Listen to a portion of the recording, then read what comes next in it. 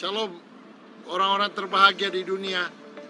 Full Gospel Businessman Fellowship International atau FGB MFI adalah sebuah organisasi yang didirikan oleh Demos Sakarian pada tahun 1952 untuk menjangkau orang-orang agar kembali kepada keluarga, bisnis, karir, dan Tuhan.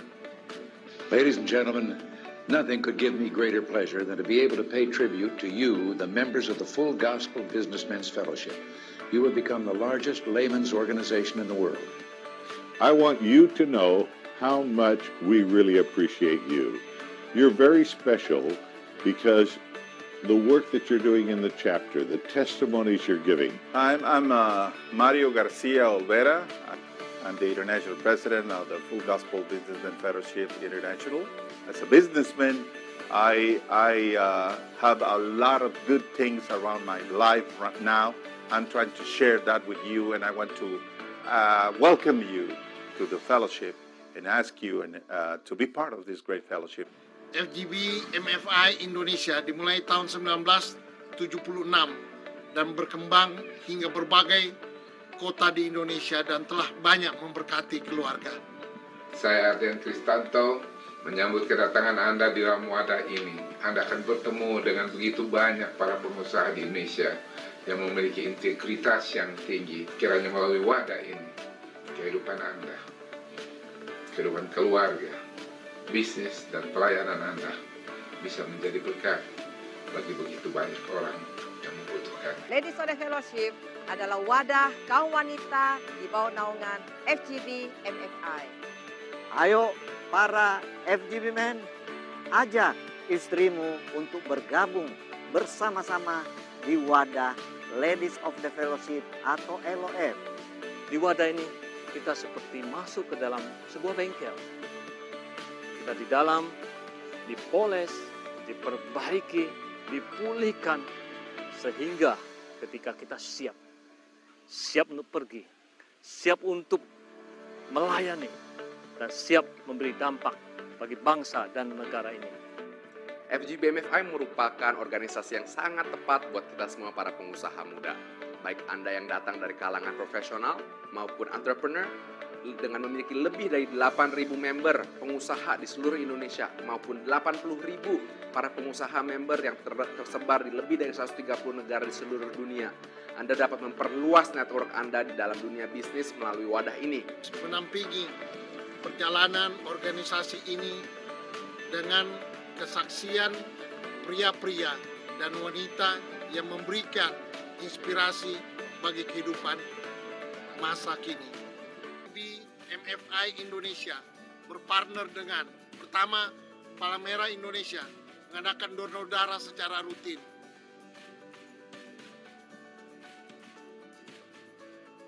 Kedua, Tagana untuk bantuan bencana alam. Ketiga, Jaringan Doa Nasional mendoakan bangsa dan negara tercinta Indonesia agar damai dan sejahtera. Keempat, Universitas Ciputra dalam menyelenggarakan mini MBA bagi pengusaha muda. Kelima, Family First untuk seminar keluarga. Keenam, CGN TV dalam rangka peningkatan kemampuan di dalam media elektronik, televisi, dan video.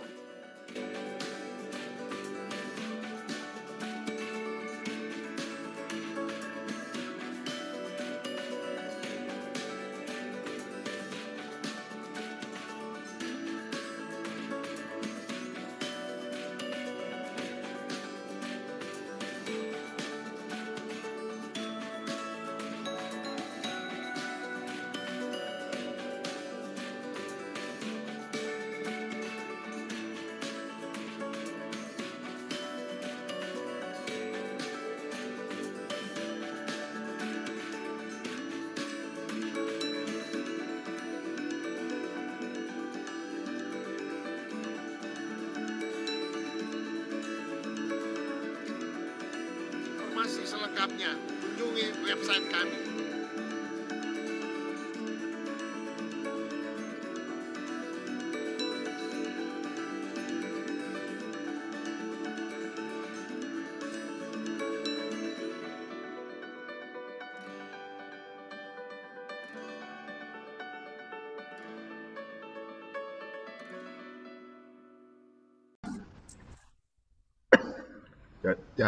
Oke. Jadi Pak Chairul, perkenalkan ini terima kasih pada Bu Sofia yang mengundang Pak Chairul. Dengan ini saya sebelum memulai acara saya ingin mengundang juga Bapak Ibu yang hadir di sini untuk menghadiri acara perdana Ladies of Fellowship yang akan diadakan besok hari dipimpin oleh Ibu Marta. Nah, saya nggak tahu Bu Sofia juga ikut juga kelihatannya besok Pak, Bu ya. Nah, anyway dengan pembicara Farida Bao. Itu aja pengumuman dari saya sebelum acara dimulai. Jadi teman-teman, saya akan mulai memperkenalkan diri saya sendiri. Nama saya Vincent Jaya Saputra.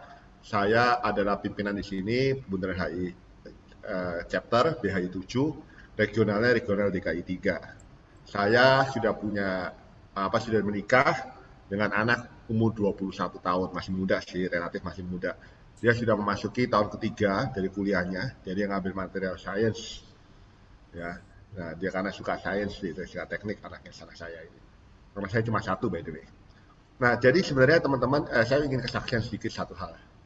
Bahwa terakhir ini terus terang saya ini sekarang sudah oke, kelihatannya sudah oke. Saya terus terang beberapa hari ini cukup galau, saudara, teman-teman ya. Saya agak galau karena memang saya itu tiap hari itu kayak istilah itu nggak selesai urusan pinjaman online gitu ya.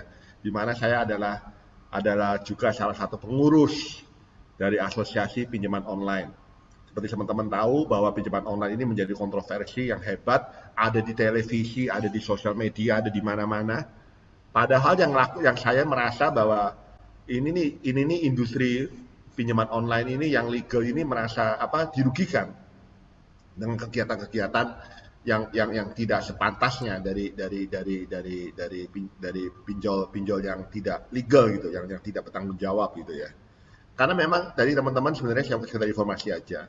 Pinjaman online itu kalau dilakukan dengan baik gitu ya, dengan sesuai dengan prosedurnya, saya kira itu membantu masyarakat. Ya, kita ada batasan-batasan yang ditentukan oleh OJK dan tidak boleh dilanggar gitu. Misalnya pinjaman yang sudah kadaluarsa lebih dari 3 bulan, itu pinjaman online harus hapus itu. Ya. Dan pinjaman online itu tidak boleh menagih, tidak boleh memakai debt collector. Kalau ada pinjaman online pakai debt collector, rata-rata pasti bukan pinjaman online yang legal gitu ya. Jadi saya terus-menerus meeting dengan asosiasi dan OJK untuk menyuarakan resiko dan plus minus dari pinjaman online ini. Makanya itu saya sampai kecapean banget, kelelahan banget, sampai hari Minggu pun saya yang mestinya saya itu off ya, karena saya percaya tentang hari Sabat, di mana saya satu hari itu harus benar-benar menyembah Allah. Itu akhirnya saya nggak bisa lakukan itu. Ya, jadi terima kasih juga karena teman-teman mungkin ya karena Tuhan juga yang telah memampukan saya, memberikan saya kekuatan. Jadi sebenarnya saya ingin saksikan bahwa kadang-kadang saudara-saudara saya cuma mau ingin reiterate mungkin ya, ingin menegaskan kembali daripada mengikuti Tuhan gitu. Banyak orang Kristen yang awal, orang Kristen pemula itu selalu nganggap bahwa ikut Tuhan tuh diberkatin, ikut Tuhan tuh enak, ikut Tuhan tuh bisa bebas dari masalah. Kalau menurut saya enggak. Ikut Tuhan tuh pengalaman saya tuh bukannya membebaskan kita dari masalah, tapi justru akhirnya ikut Tuhan tuh membuat kita tuh lebih serupa dengan Kristus, yang menjadi lebih dewasa karena Tuhan tuh ingin menjadikan kita sebagai partnernya Dia. Itu yang saya ingin tegaskan kembali kepada teman-teman. Banyak orang tuh tidak sadar hal ini. Kita tuh ingin dijadikan partnernya Allah untuk bersama-sama dengan Dia untuk mengelola bumi ini. Allah itu memberikan kebebasan kepada manusia untuk bersama-sama mengelola bumi ini. Dan untuk mengelola bumi ini bersama segala isinya itu tidak bisa hanya dari pendeta saja. Tidak hanya bisa dari pengusaha saja. Memerlukan kolaborasi dari semua pihak. Dari agama, dari bisnis, pemerintah, pendidikan, ya, dari 7 gunung lah yang seperti saya sering ceritakan kepada teman-teman ini. Nah, makanya tapi kemudian saya juga menyadari bahwa saya tidak bisa menafikan peran agama gitu. Agama ini sekarang dijadikan komoditas, dijadikan komoditas untuk memecah belah bangsa. Pendeta-pendeta atau para hamba Tuhan kadang-kadang kalau dulu ya, saya alhamdulillah puji Tuhan sekarang ini mulai mereka mulai sadar pentingnya untuk tampil, untuk turun gunung gitu. Kalau dulu hamba Tuhan, saya itu sebolak-balik saya capek gitu, saudara. Saya itu dulu ikut banyak sekali mencoba membujuk hamba-hamba Tuhan untuk supaya mau keluar dari 4 gedung gereja untuk berbicara di masyarakat. Tapi nyatanya mereka nggak mau. Mereka tuh, aduh, Vincent itu bukan ranah saya. Itu saya lebih nyaman di gereja, lebih nyaman di zona. Saya ngomong ke pendidikan, aduh, Vincent itu bukan ranah saya, lebih saya nyaman di gedung-gedung universitas. Jarang ada yang mau turun ke lapangan, jarang yang berkolaborasi. Tapi rupanya Tuhan itu menggoncang. Tuhan sekarang menggoncang dunia, dan sekarang ya saya bersyukur banget sama Tuhan, yang karena ternyata sudah ada muncul kesadaran, kebangkitan gitu, bahwa kita perlu kerjasama gitu. Ya ini saya nggak tahu kenapa saya mesti ngomong ini. Saya ingin tegaskan kembali, kita perlu bekerja sama. Kita nggak bisa, saudara, membiarkan pengusaha jalan sendiri, agama jalan sendiri, pemerintah jalan sendiri. Kita tuh perlu kolaborasi, menegakkan kerajaan Tuhan. Karena kan Tuhan bilang, carilah dahulu kerajaan Allah dan segala isinya, maka semua akan ditambahkan padamu. Tuhan tidak menciptakan agama, manusia lah yang menciptakan agama. Agama tuh jangan dijadikan satu batu sandungan. Itu aja yang saya ingin katakan. Makanya jadi saya nggak tahu maksud Allah mengizinkan Pendeta Chairul Auli luar biasa. Saya sering dengar kabar beliau luar biasa. Ingin datang ke sini untuk memberikan kita kekuatan bagi kita. Bahwa mujizat itu masih ada loh. Bahwa mujizat itu masih ada. Kita nih jangan anggap bahwa mujizat itu hanya ada yang spektakuler gitu. Apapun mujizat kecil apapun, kalau kita melihat dari sisi rencana Allah step by step-nya, kita akan menyadari, oh ternyata Tuhan sedang merenda kehidupan kita bersama-sama menjadi suatu lukisan yang indah yang hanya bisa dicapai kalau ada kolaborasi. Nah itu loh saudara, itu yang saya lakukan Pak Chairul. Makanya itu kenapa selain dari segi bisnis, saya akhirnya memutuskan untuk keluar Pak Chairul, untuk keluar dari pelayanan gereja. Dulu nih saya aktivis di gereja, tapi saya memutuskan untuk keluar dari aktivis gereja dan saya mulai terlibat dalam gerakan lintas agama, lintas iman. Ya, gerakan lintas iman. Lalu kemudian saya mulai mencoba untuk merajut 7 gunung ini. Nggak gampang. Tapi itu panggilan saya. Dan saya lebih fulfill gitu. Memang sulit, tapi saya merasa terpenuhi panggilan saya merasa nyaman, saya merasa terpenuhi tantangan-tantangan saya, kegalauan saya selama ini gitu. Nah, itu saya tantang saudara. Apa sih panggilan hidup saudara? Dan itu yang saudara harus tekunin. Itu aja dari kesaksian dari saya. Thank you very much. Mungkin ada yang kesaksian lain. Makasih. Selamat malam Pak Michael. Selamat malam Bu Sofia, Pak Edwin Robert teman saya dari SD, Pak Tananggoro. Ini Bu iPhone siapa? Bu Mata nih dari Papua Pak Chairul. Ada dari Papua. Ya, terus Pak. ada dari Liki dari Shanghai. Dari Shanghai, dari Cina juga ikut join nih Pak Chairul. Jadi multi bangsa. Jadi anyway, ada yang mau kesaksian nggak? Ya.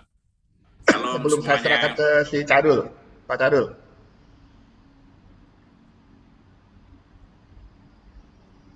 Sof, mungkin Sofia cerita Sof. Gimana Sof? Bisa kenal Pak Chairul ini gimana ceritanya kok bisa tiba-tiba? Jadi saya kenal Pak Chairul karena diperintahkan oleh Pak Vincent itu untuk mengundang Pak Chairul di tempat full gospelnya kita. Dan puji Tuhan, saya dan suami sudah sempat datang ke tempat pelayanan Pak Chairul. Memang di Malang banyak sekali orang-orang dari luar kota, luar pulau yang datang ke sana minta dibaptis. Juga dari macam-macam Hindu, Buddha, dan macam-macam. Dan Tuhan menyertai dengan tanda-tanda ajaib seperti yang di Kisah Para Rasul. Yang tuli mendengar, yang gila jadi sembuh, yang buta juga melihat, yang lumpuh ini ya. Jadi luar biasa sekali yang Tuhan kerjakan. Silakan Pak, mulai saja. Makasih, luar biasa. Memang kita kadang-kadang kita gini loh. Ada teman terus terang presiden. Saya kan presiden chapter, wakil presiden chapter saya itu Budi Wasono namanya. Dia belum join, mungkin dia kecapean, dia baru pulang dari Amerika. Dia cerita, saya tuh mau heran ya katanya. Kenapa ya kok gereja-gereja tambah sepi gitu? Di luar negeri ya, kita ngomong di luar negeri ya. Ada satu yang saya perkatakan, karena tidak ada keteladanan. Tidak adanya mujizat yang mereka bisa lihat. Apa yang dikatakan gereja itu kemakan ya, agama saja gitu. Nah, jadi nggak ada teladan kehidupan gitu. Buat apa kita ngomong cerita-cerita itu masih kita tahyul semua tuh Yesus yang katakan yang kita katakan. Nah, tapi kita patahkan asumsi ini dengan adanya Pak Chairul ini, dia akan menceritakan bagaimana Allah itu masih bekerja loh pada sekarang ini. Allah itu masih hidup dan masih menyatakan kuasanya pada zaman ini gitu. Tidak hanya ada di zaman para rasul, ada orang-orang nabi-nabi atau rasul-rasulnya atau pendeta-pendeta terkenal. Zaman itu sudah berakhir, teman-teman. Sudah berakhir. Zaman sekarang adalah zaman kaum awam. Jom kita bangkit bersama. Ya, jadi yang mungkin gini lah, mungkin karena kan saya kebanyakan ngomong katanya hari ini. Saya nggak tahu hari ini karena sudah plong banget, lega banget, sudah berhari-hari stres sih saya mungkin pinjol. Tapi anyway, saya sudah berhasil menemukan solusinya walaupun masih progres ya. Tapi saya istilahnya sudah beban saya itu sudah mulai terangkat lah. Jadi saya kira saya nggak tahu teman-teman yang lain kok pada diem aja ya. Mungkin terakhir ya kita kasih kesempatan mungkin dengerin Pak Chairul dulu deh. Lalu habis dengan Pak Chairul mungkin ada semangat bagi mereka untuk bertanya. Boleh Pak Chairul ya? Boleh. Ya, silakan Pak Chairul dimulai Pak. Ya, shalom semuanya, saudara-saudaraku yang dikasihi Tuhan Yesus. Terima kasih. Salam kenal, saya Khairul Anwar, Pak Vincent, terus Bu Love Meet, terus Bu Lili, siapa itu Pak Aipun, Pak Anton Anggoro, Bu Ibuku, Mbakku Sofi, dan Masku Adi, Bapakku Adi, itu mereka sekarang jadi kakak dan orang tua saya Pak Vincent. Wah, oke. Kakak dan orang tua dan sahabat saya, begitu. Ya, terima kasih.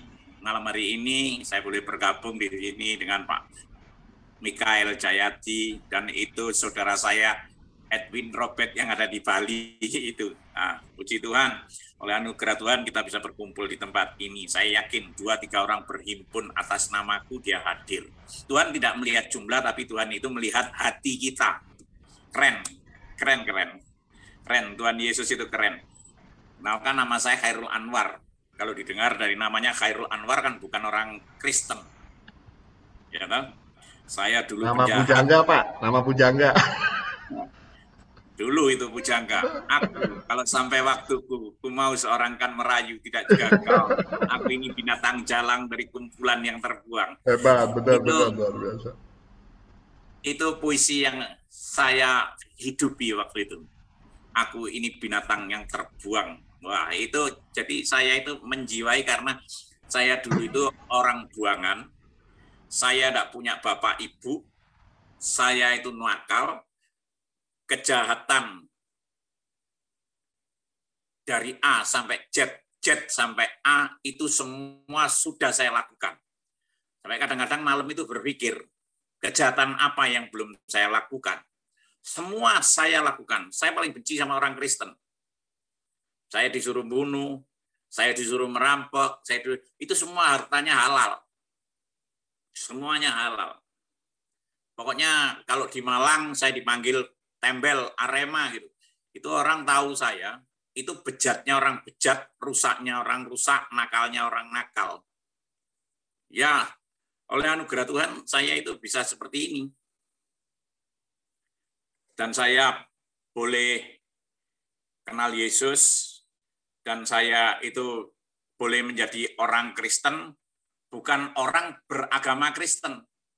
Ingat, kekristenan itu gaya hidup bagi saya. Kekristenan itu gaya hidup yang mencerminkan Kristus. Orang beragama Kristen belum tentu dia itu masuk surga. Tapi kalau orang Kristen itu pasti, jaminan pasti masuk surga. Kenapa? Kalau orang beragama Kristen itu cuma liturgi gereja saja.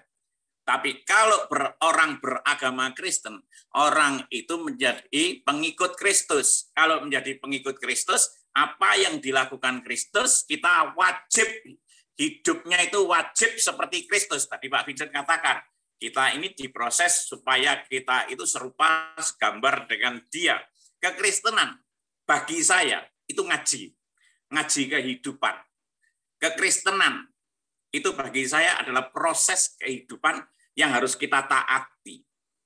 Saya bangga jadi orang Kristen. Saya jadi orang Kristen itu ngaji. Ngaji itu artinya apa? Mengkaji. Mengkaji firman Tuhan itu. Mengkaji itu artinya apa juga? Mengenal lebih dalam lagi. Banyak orang Kristen yang saya jumpain, mulai dari kecil lahir, teman-teman saya procot, sampai tua gini jadi Kristen, beragama Kristen, dia kekristenannya stagnan. Begitu saja. Kekristenan itu bertumbuh terus, semakin naik menjadi kepala bukan ekor. Itu yang saya pegang. Makanya firman Tuhan itu keren sekali. Waktu saya dipilih Tuhan Yesus, bukan saya yang memilih. Saya itu dipilih Tuhan Yesus untuk menjadi rekan sekerjanya. Ini, maaf saya. Ini saya share, ini ayat emas saya jadi orang Kristen. 1 Petrus 2 ayat 9. Tetapi kamulah bangsa yang terpilih, imamat yang rajani, bangsa yang kudus, umat kepunyaan Allah sendiri, supaya kamu memberitakan perbuatan-perbuatan yang besar dari Dia yang telah memanggil kamu keluar dari kegelapan pada terangnya yang ajaib. Wow, ayat ini ayat emas saya. Ayat emas saya itu bukan soal berkat, tapi ini. Bukan saya yang memilih menjadi orang Kristen, tapi saya dipilih Tuhan Yesus menjadi orang Kristen. Tetapi kamulah bangsa yang terpilih. Ketika saya bejat, rusak, nakal, nakalan A, Z, B, semuanya saya ulang-ulang. Namanya membunuh, merampok, berzina, merkosa, apapun, semuanya sudah saya lakukan. Yang belum saya lakukan cuman apa? Saya tidak mencuri kotak amal. Nah, tetapi kamulah bangsa yang terpilih. Saya itu mikir, saya renungkan firman ini. Ketika saya bejat, saya rusak, saya habis bunuh orang, saya dipilih Tuhan. Dipilih apa? Untuk diselamatkan. Orang Kristen itu dipilih untuk diselamatkan, dipilih untuk menjadi terang, dipilih untuk menjadi garam, dipilih untuk menjadi ambasadornya, rekan kerjanya, dutanya. Wow. Jadi setiap kita ini memang dipilih. Coba kalau kita baca. Kita baca bareng-bareng. Kata-kata kamu ini diganti dengan aku. Ini keren sekali. Firman Tuhan ini untuk siapa saja yang mau membaca dengan suara yang keras, terdengar oleh telinga, dan merenungkan, terlebih lagi melakukan. Itu keren. Ayo kita baca bareng-bareng. 1, 2, 3. Tetapi akulah bangsa yang terpilih, imamat yang rajani, bangsa yang kudus, umat kepunyaan Allah sendiri, supaya aku apa? Memberitakan perbuatan besar perbuatan yang besar dari Dia yang telah memanggil aku keluar dari kegelapan kepada apa? Terangnya yang ajaib. Katakan amin. Amin. Yang setuju katakan amin. Yang setuju boleh amin buat Tuhan Yesus kita yang dahsyat. Haleluya. Ini ayat emas saya. Tetapi kamulah bangsa yang terpilih. Kata-kata kamu ditujukan saya dan Anda malam hari ini yang setuju katakan amin. Saya dan Anda dipilih menjadi pengikut Kristus, menjadi rekan sekerja Kristus, ambasadornya, dutanya, dipilih menjadi terang dan garam dunia. Wow, keren. Saya tidak menjumpai di Alkitab yang dulu saya pelajari manapun, buku-buku apapun, kecuali di 1 Petrus 2 ayat 9. Ini ayat emas saya. Makanya saya mau menjadi orang Kristen itu nggak mau menjadi orang Kristen yang biasa-biasa. Saya mau menjadi orang Kristen yang luar biasa karena Tuhan Yesusku itu luar biasa. Yang setuju katakan amin, yang setuju boleh dong tepuk tangan buat Tuhan Yesus kita yang dahsyat, katakan haleluya. Yesusku luar biasa. Keren. Dipilih ketika berdosa, ketika bejat, dipilih untuk diselamatkan, dipilih nanti supaya hidup kekal. Firman Tuhan mengatakan di sana.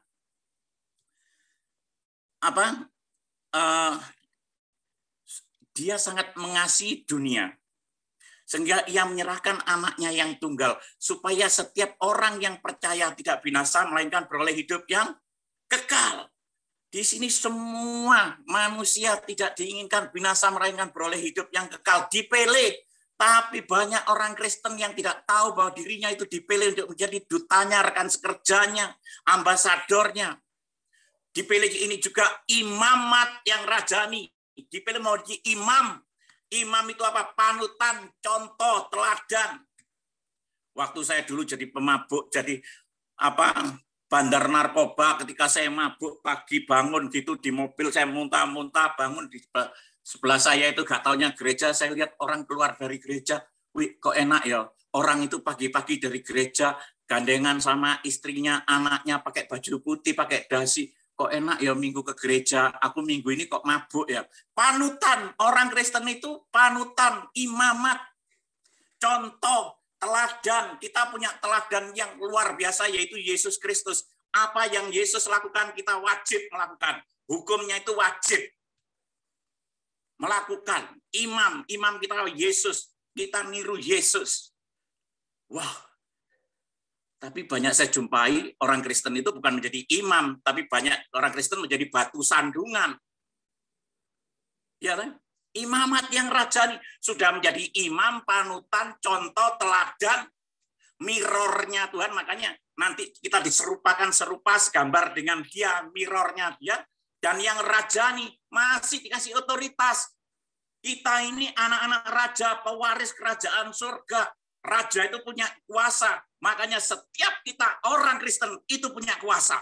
Mengusir setan, mendoakan orang sakit, tumpangi tangan atas orang sakit.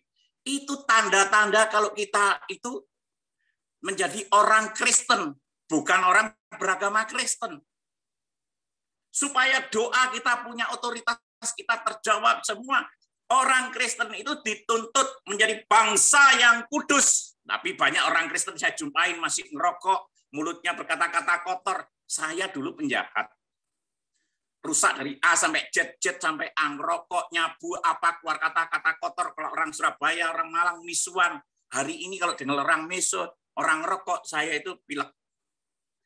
Telinga saya sakit kalau lihat orang meso. Jaga kekudusan. Banyak orang Kristen yang saya jumpai di luar-luar sana, di gereja besar-besar. Setelah KKR apa masih ngerokok. Saya tegur langsung, loh Pak, kok Bapak masih ngerokok? Lah ngerokok ini dosa apa enggak? Dosa.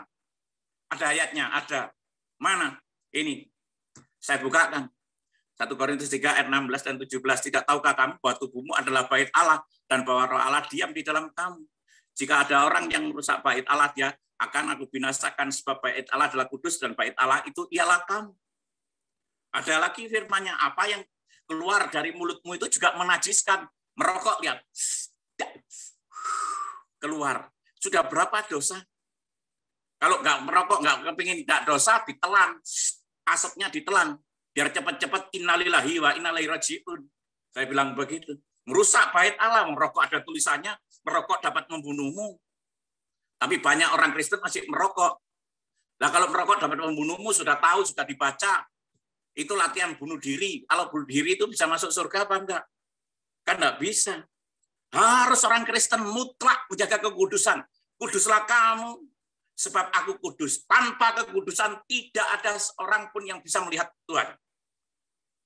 Karena kita itu umat kepunyaan Allah sendiri. Kita itu miliknya. Sebentar lagi, sekarang COVID atau apa, kita enggak tahu. Pulangnya kapan? Kalau kita menjadi pengikut Kristus, pulangnya kapan? Tahu tujuan hidup. Kita nanti mati masuk surga. Tapi banyak orang Kristen yang ditanyain, kamu yakin masuk surga? Yakin. Kenapa yakin? Percaya Yesus. Belum tentu. Iblis saja percaya Yesus, tapi nggak melakukan firman, nggak mungkin masuk ke surga. Saya gituin. Kekristenan ini harus menjadi orang Kristen yang radikal, yang militan. Maksudnya yang radikal, yang militan, bukan yang bom bunuh diri. Bukan. Yang militan, yang radikal, tidak kompromi dengan dosa.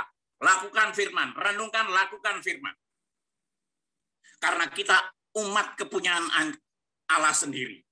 Kalau saya dan Anda umat kepunyaan Allah sendiri, ngapain bingung soal apa yang dimakan, apa yang diminum, apa yang dipakai. Burung di udara katanya, di sana tidak nanam, tidak punya lumbung aja dipelihara. Apalagi saya dan Anda biji matanya.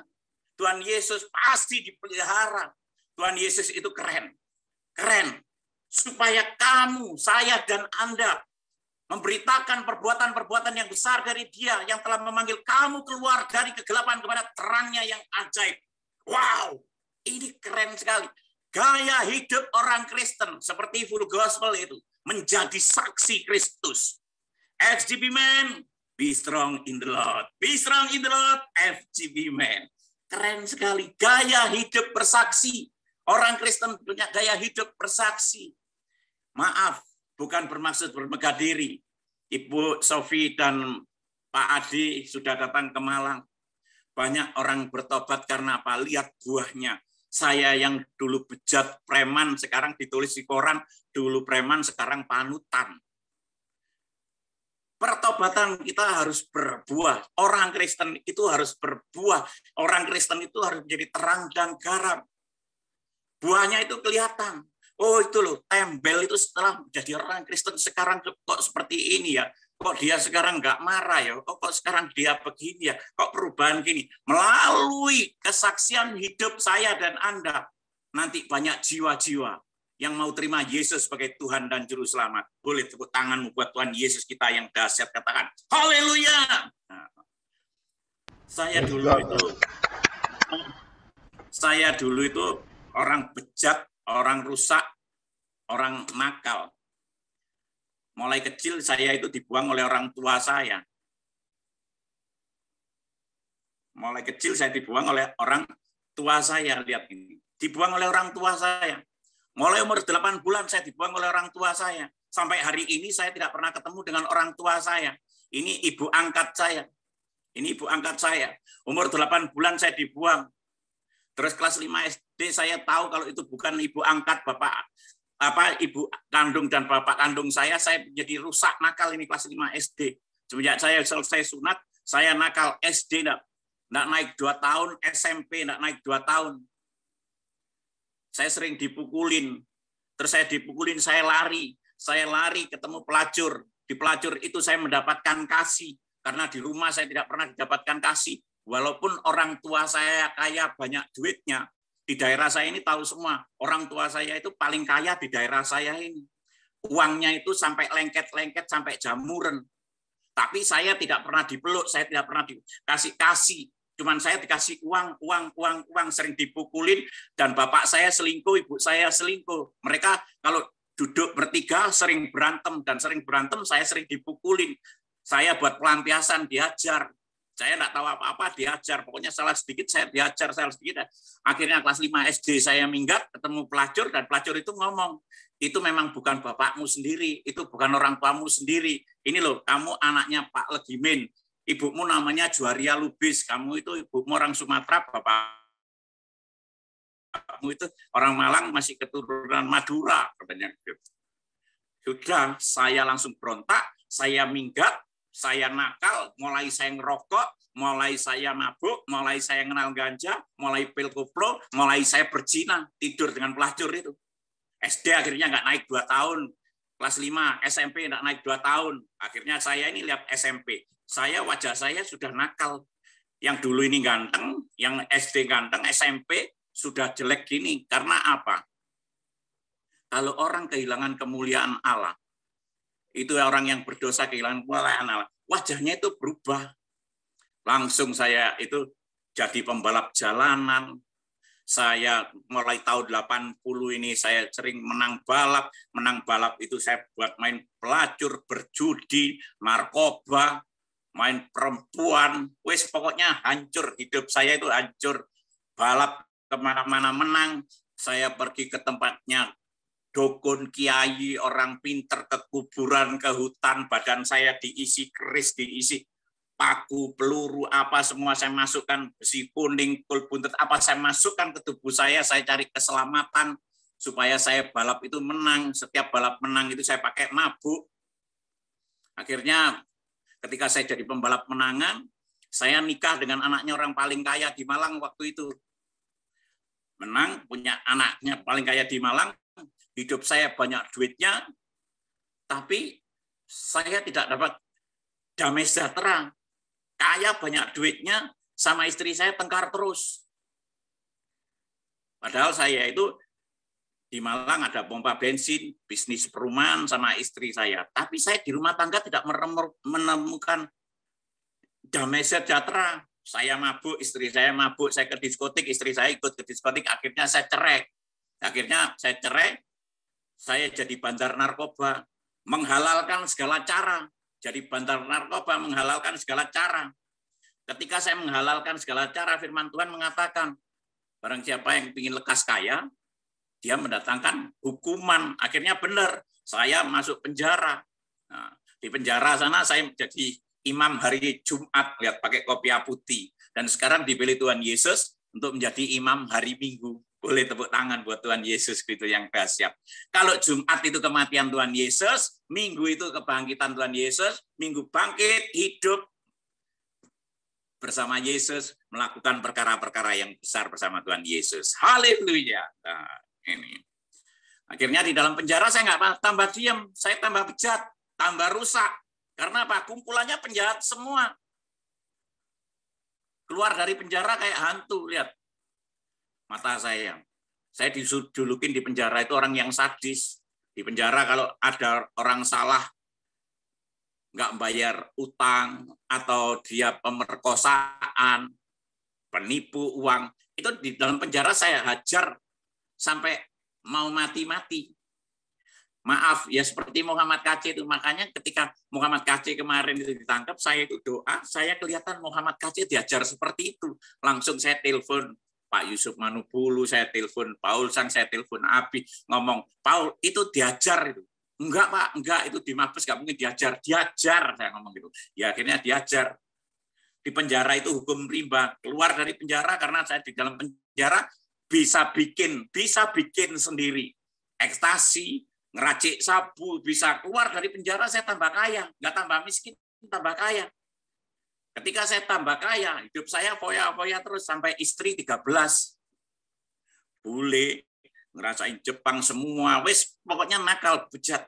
Suatu hari saya banyak duit nggak bisa dihitung, hampir setiap hari itu orang satu karung, satu kresek uang dikasihkan saya, uangnya narkoba itu, sampai saya itu bingung, nggak pernah saya hitung duit itu. Saya masukin gudang. Suatu hari anak buah saya ketangkep. Ketangkep narkoba, saya lagi mabuk, lagi tatoan. Badan saya ini mau saya penuhin tatoan full, karena teman saya Yakuza mau datang dari Jepang itu mau datang ke Indonesia, saya malu kalau tatoan saya cuma sedikit, saya mau penuhin semua. Nah, akhirnya ditato, anak buah saya datang, bos, apa? Anak buah kita ketangkep, siapa? Ini, coba cari informasi, siapa yang nangkep? Ini, langsung yang datengin, yang SP-nya, yang ngelaporin, saya datengin, saya mabuk, langsung saya tembakin di rumahnya, dang. Sudah, saya pulang, saya sholat. Ketika saya sholat itu saya capek ngomong gini, ya Allah, aku ini capek jadi penjahat. Ya Allah, kamu kenapa ciptakan aku manusia seperti ini? Aku ini jahatnya orang jahat, rusaknya orang rusak, bejatnya orang bejat. Ya Allah, ini aku habis bunuh orang lagi. Aku tidak mau masuk penjara, ya Allah. Masa aku keluar masuk penjara terus? Aku tidak mau. Ya Allah, kamu itu ada apa enggak? Kalau kamu ada itu bentukmu kayak apa? Kalau kayak batu tak sebab batu, kalau uang tak sebab uang, kalau binatang tak sebab binatang, kalau pohon tak sebab pohon. Ya Allah, kenapa kamu ciptakan aku manusia seperti ini? Kok jahat banget? Katanya aku ini manusia, makhluk yang sempurna. Kenapa kau ciptakan aku seperti ini? Aku ini jahat banget. Ya Allah. Ya Allah, aku capek hidup seperti ini, capek. Walaupun istrinya banyak, cantik-cantik, duitnya banyak, tapi aku itu tidak merasa punya ketenangan. Tidur di istri satu, ada suara mobil, deng, sudah bawa pistol, senjata, lihat itu siapa, polisi, terus tidur di istri satu, pergi ke istri satu, pergi ke istri. Hidup saya tidak pernah nyaman, tidak pernah enak. Ya Allah, saya bilang gitu. Ya Allah, kalau kamu ada tunjukkan ya Allah. Terus saya wiritan man amila fali nafsi wa man amila surya. Itu terus saya wiritan sampai saya wiritan Al-Fatihah. Di tengah-tengah Al-Fatihah itu ada kata-kata ini. Ihdinas siratal mustaqim, yang artinya apa? Tuhan, tunjukkan aku jalan yang benar dan lurus. Itu saya ulang-ulang, Tuhan, tunjukkan aku jalan yang benar dan lurus. Tuhan, tunjukkan aku jalan yang benar dan lurus. Capek jadi orang kaya, banyak duitnya, banyak istri, tapi di sini saya nggak mengalami damai sejahtera. Kadang-kadang saya itu habis bunuh orang, saya tak tembaki sendiri, dang, gitu enggak mati-mati. Peluru ini bisa enggak bunyi. Tapi kalau saya menginginkan kematian, Yesusku ini menginginkan saya hidup kekal bersama Yesus. Kalau iblis merencanakan kematian saya sering mau bunuh diri, tapi Tuhan Yesus menginginkan tidak satu orang pun binasa, melainkan beroleh hidup yang kekal. Suatu saat langsung saya itu wiritan itu, ihdinas siratal mustaqim. Tiba-tiba saya itu kayak dibawa alam lain, tembok saya terbuka, saya di situ lihat orang di atas bukit pakai jubah putih, dan di situ banyak orang pakai pakaian putih-putih semua. Dan dia memanggil saya, ikutlah aku. Nah, setelah ngomong ikutlah aku, dia sekejap di samping saya. Dan dia berkata, akulah jalan kebenaran dan hidup. Tidak ada seorang pun yang datang kepada Bapa kalau tidak melalui aku. Sekiranya kamu mengenal aku, pasti kamu juga mengenal Bapakku. Sekarang ini kamu mengenal dia dan kamu telah melihat dia. Saya bertanya, loh, kon kan Yesus, bahasa Jawa tak kon. Kon kan Yesus, kon itu kan Tuhannya orang Kristen, kamu itu kan Tuhannya orang Kristen. Kenapa aku sembahyang dengan caraku seperti ini, kok kamu yang datang? Dan dia tetap mengatakan, akulah jalan kebenaran dan hidup. Tidak ada seorang pun yang datang kepada Bapa kalau tidak melalui aku. Sekiranya kamu mengenal aku, pasti kamu juga mengenal Bapakku. Sekarang ini kamu mengenal dia dan kamu telah melihat dia. Jawaban doa saya dijawab. Siratal mustaqim. Tuhan, tunjukkan aku jalan yang benar dan lurus. Dan satu lagi, Tuhan, bentukmu kayak apa? Kalau batu tak sembah batu, kalau uang tak sembah uang, kalau binatang tak sembah binatang, kalau pohon tak sembah pohon. Tuhan yang kita sembah itu Tuhan yang keren. Banyak teman-teman saya, banyak saudara-saudara saya, ketika dia mengalami kesusahan, saya suruh panggil Yesus, tantang, temuin dia, semuanya ditemuin. Yesusku itu dahsyat, luar biasa. Boleh tepuk tangan yang dahsyat buat Tuhan Yesusku yang luar biasa. Haleluya. Dan hari itu saya tidak percaya begitu saja. Enggak. Kon Tuhan wong Kristen. Aku sembarang seperti ini. Dan dia senyum berkata, ikutlah aku. Setelah ngomong ikutlah aku, dia pergi. Setelah pergi, saya telepon anak buah saya. Di diskotik, bro, tolong aku siapin sabu-sabu 2 gram. Ekstasinya 10. Minuman longelennya 2 pitcher. Perempuannya yang cantik-cantik 2. Saya masuk ke diskotik, saya datang ke diskotik. Saya ngerokok, mulut saya pahit. Saya nyabu, saya nggak on. Saya makan ekstasi, beberapa butir, saya nggak on. Saya dorong dengan Long Island, penuh-penuh, yang strong, nggak on. Saya megang-megang perempuan, nggak ada hasrat, nggak ada nafsu. Di telinga saya terdengar suara yang lembut terus. Ikutlah aku, ikutlah aku, ikutlah aku. Ini audible jelas di telinga saya. Ikutlah aku, ikutlah aku. Saya ngomong risih, kalau orang Jawa ngomong risih, dengar suara ini saya pikir, saya pulang dari diskotik, ketemu perempuan ini. Dan perempuan ini saya godain. C, mau kemana kok cantik? Mau ke gereja, Pak. Astagfirullahaladzim. Ya udah, saya diamin. Dia sedang makan di tempat saya. Saya buka restoran waktu itu. Restoran itu buat kamuflase aja, di belakangnya saya jual perempuan dan jual narkoba. Saya lihat perempuan ini kok cantik banget ya. Tiba-tiba di belakang tembok saya ini ada suara yang lembut. Tanyain, apa artinya kamu ketemu aku semalam sama dia? Wih, tembokku bisa ngomong. Wah, aku nyabunya tadi malam, onnya sekarang. Minumnya tadi malam, mabuknya sekarang. Saya ambil koran, saya hitung 1, 2, 3, 4, 5, 6, 7, 8, 9, 10. Enggak, mata saya segini. 1, 2, 3, 4, 5. Saya eja bolak-balik, enggak. Di telinga saya audible lagi. Tanyain, apa artinya kamu ketemu aku semalam sama perempuan itu? Saya datengin perempuan ini. C, mau ke gereja ya? Iya, Pak. Boleh saya tanya sebentar, C? Boleh, Pak. C, kalau orang didatengin Tuhan Yesus itu artinya apa? Siapa, Pak, didatengin Tuhan Yesus? Saya. Jawaban CC ini namanya Nona. CC ini ngomong apa? Pak, saya Kristen mulai kecil belum pernah didatengin Tuhan Yesus. Kalau Bapak didatengin Tuhan Yesus, itu Bapak dipanggil secara khusus oleh Tuhan Yesus. Terus, Bapak mau ikut saya ke gereja? Kapan? Sekarang. Mau? Akhirnya saya ikut ke gereja. Boleh, kalau ke gereja ada orang seperti ini. Tapi kalau saya KKR di gereja-gereja besar, diketawain. Wah. Banyak orang menghina seperti ini. Jangan dihina. Orang yang wajahnya seperti ini, di luar sini yang kami baptis itu kebanyakan orang-orang bejat yang orang gereja enggak mau, ke sini mau. Biarpun wajahnya ini kayak casingnya kayak Nokia jadul 3310, tapi mesinnya ini iPhone, Android. Ya loh, hatinya Tuhan nggak lihat wajahnya, tapi lihat hatinya. Begitu masuk saya ke gereja, saya dikenalin. Yaitu gereja Mawar Sharon itu. Shalom, shalom. Di Tahu Umar masih gerejanya kecil, masih di ruko. Shalom, shalom, shalom. Begitu shalom, shalom. Saya tanya, shalom itu apa? Shalom itu artinya damai sejahtera, Pak. Maksudnya damai sejahtera itu hanya Yesus, Pak. Yesus itu damai sejahtera. Oh, makanya saya waktu itu punya dendam kesumat. Kenapa saya menjadi penjahat yang super-super jahat? Saya bayangin ketemu orang tua saya, itu saya mutasi kedua orang tua saya.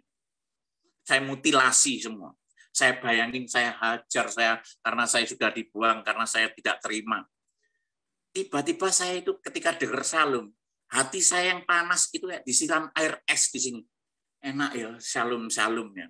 Begitu saya shalom, Pak silakan masuk. CC itu masih ngobrol-ngobrol sama asarnya, saya disuruh masuk. Saya kan nggak ngerti. Kalau orang Muslim itu biasa kalau sholat itu di sop paling depan, barisan paling depan. Saya ya langsung duduk di depan. Setiap tahunnya sampingnya pendeta ini. Pendetanya lihat saya, ya saya lihat. Terus ketika pendetanya naik, ada puji-pujian gini. Bapa, sentuh hatiku, ubah hidupku menjadi yang baru, bagai emas. Saya kalau nyanyi ini saya nangis. Karena waktu itu saya tidak pernah merasakan punya bapak. Tapi ketika saya bapak, ubah anakku. Aku mau kamu ubah. Aku kepingin punya bapak. Ketika saya nangis, ketika saya menemukan sesuatu yang tidak pernah saya temukan di hati saya itu kayak dipeluk Yesus. Dia ngomong bapak, rasanya enak gitu manggil bapak itu. Saya belum pernah manggil gitu. Saya nangis air mata saya itu. Lihat, saya tidak pernah nangis mulai kelas 5 SD sampai umur 40 lebih ini. Saya ditembak, dibacok, diapain. Saya tidak pernah nangis, dikeroyok orang sekampung tidak pernah nangis. Tapi ketika saya bisa memanggil Bapak, saya menemukan sesuatu yang luar biasa. Saya ngomong, Bapak, aku mau hati itu. Aku capek, jadi orang nakal capek. Aku mau berubah. Beban hidupku, aku mau itu, aku mau hati itu. Ketika saya ngomong mau, pendetanya itu khotbah. Dan yang dikhotbahkan ini 1 Korintus 3 ayat 16 dan 17. Tidak tahukah kamu bahwa kamu adalah bait Allah dan bahwa Roh Allah diam di dalam kamu? Jika ada orang yang membinasakan bait Allah, maka Allah akan membinasakan dia. Sebab bait Allah adalah kudus dan bait Allah itu ialah kamu. Dada saya ini kayak ditempelin. Oh, Bapak, jadi saya kalau manggilnya Bapak, yang tak bunuh kemarin itu bait Allah. Iya. Bapak, yang tak perkosa itu bait Allah.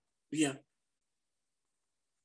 Bapak, kalau gitu aku tatoan-tatoan gini salah. Salah. Ini tatoan yang saya sedang dikerjakan, ini tatoan naga. Dan tatoan itu mau saya penuhin semua. Tubuh saya penuhin. Nggak tahu apa. Naga ini, kepala naga, sudah diinjak oleh Tuhan Yesus. Saya dimenangkan untuk Tuhan Yesus. Tatuan ini sampai hari ini tidak saya lanjutkan. Yesus kita itu dahsyat. Dahsyat luar biasa. Kalau gitu aku ngerokok salah. Nyabu salah. Kalau berzina salah. Semuanya salah. Aku sudah nyumbang rumah ibadah, aku yatim piatu, ini setiap bulan, ini. Semua salah. Terus yang benar bagaimana, Bapak? Ikutlah aku. Gimana Bapak caranya ikut kamu? Ikutlah aku.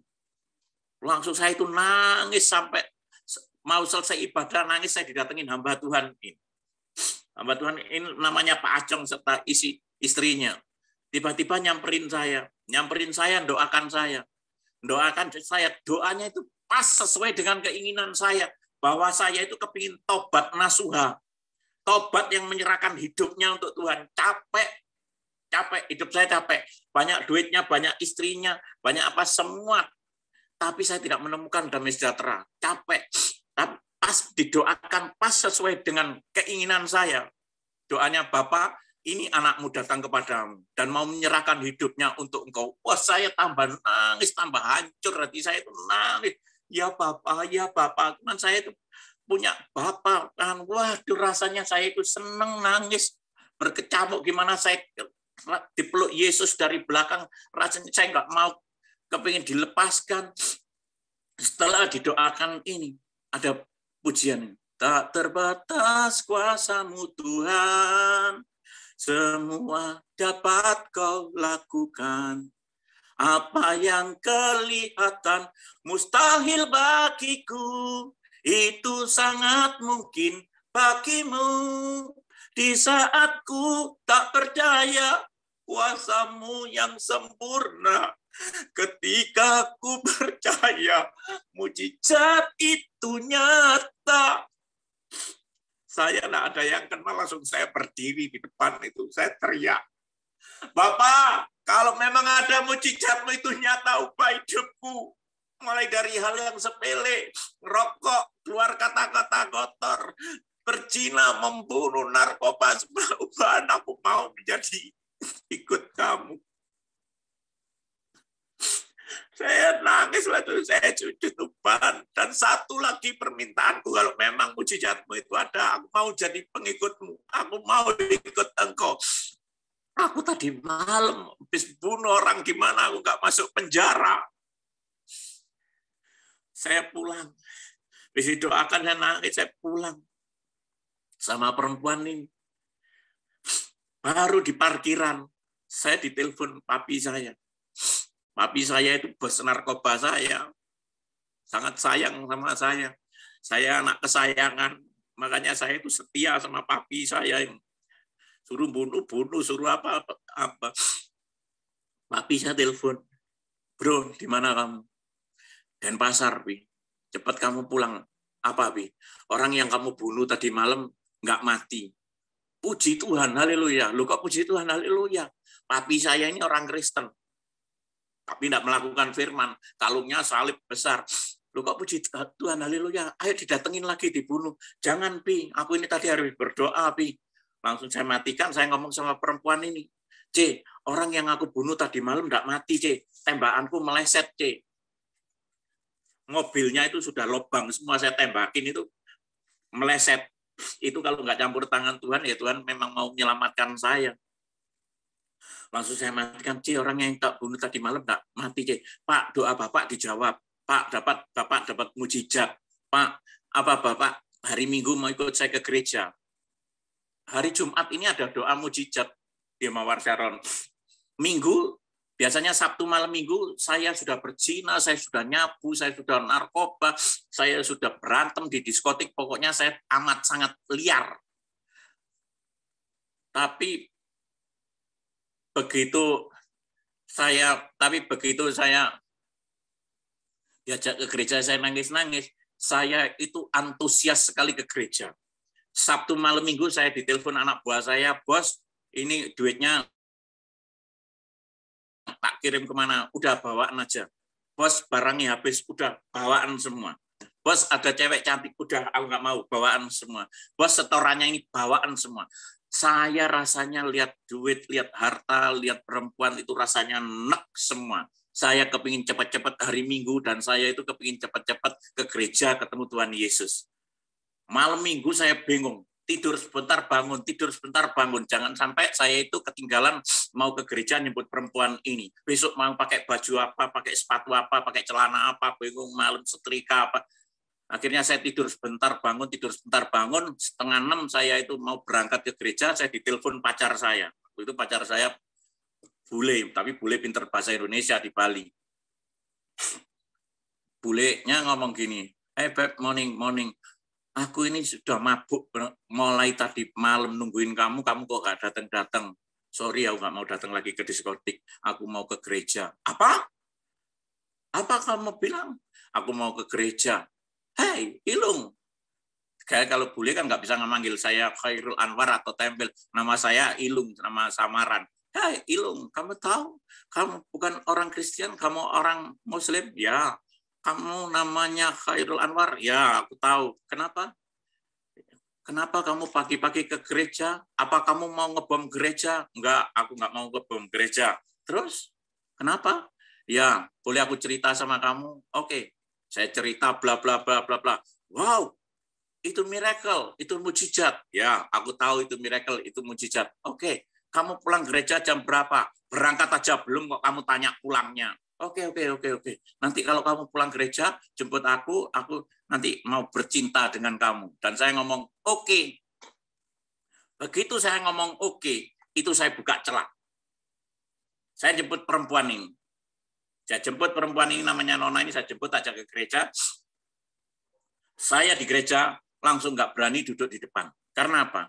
Orang kalau berdosa nggak berani duduk di depan. Akhirnya saya duduk di belakang. Saya intimidasi iblis itu sudah mulai masuk. Karena kalau kemarin malam Jumat itu saya mengebu-ngebu, saya mau ke gereja. Kalau yang ini saya sudah janjian di otak saya, ingin cepet-cepet pulang, ketemu pacar saya, dan saya mau bercinta. Mulai pujian, penyembahan, firman, saya nggak dapat apa-apa. Di otak saya, di hati saya, cepet kepingin pulang. Terus Pak Gembalanya naik ke atas mimbar, ayo kita terima berkat. Waktunya doa berkat, suruh angkat tangan, saya nggak angkat tangan, saya lipat tangan. Saya ngomong di dalam hati, ayo Pak Pendeta jangan lama-lama kalau doa. Aku ditunggu pacarku, sebentar lagi aku mau bercinta. Pak Pendetanya datang nyamperin saya, letak. Saya pikir polisi, saya ngambil senjata saya. Polisi. Lah kok pendetanya nyamperin saya. Begitu pendetanya nyamperin saya, kepala saya ditumpangi tangan sama pundak saya. Di dalam nama Tuhan Yesus Kristus, buang pikiran zina dan seluruh kuasa-kuasa kegelapan yang ada di dalam tubuh Bapak ini. Mati kon Tuhan Yesus ngerti. Dari situ langsung saya bertobat. Karena apa? Yesus membaca hati saya. Saya dikasih mujizat, saya belum pernah percaya sama Yesus. Saya didatengin Tuhan Yesus, saya tidak percaya Tuhan Yesus. Tapi ketika Yesus sudah membaca hati saya, makanya Tuhan lihat hati setiap kita. Begitu Tuhan Yesus lihat hati saya, kepingin pulang, kepingin berzina, dari situ langsung saya bertobat, selesai ibadah, langsung Pak Pendetanya saya samperin.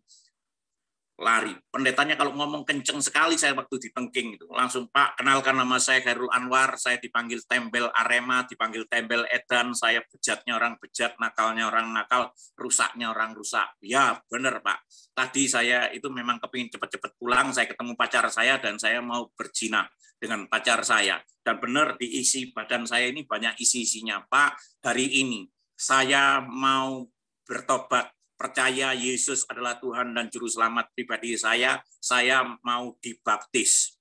Pendetanya ngomong apa? Oh, enggak bisa sekarang. Loh, kenapa? Harus ada pengajaran sampai berapa lama? Paling lama 1 bulan, paling cepat 2 minggu. Pak, saya ini penjahat. Tahu nggak? Saya tunjukin senjata. Ini, saya kemana-mana bawa ini. Nanti malam kalau saya tembak-tembakan mati, enggak masuk surga yang dosa Pak Pendeta.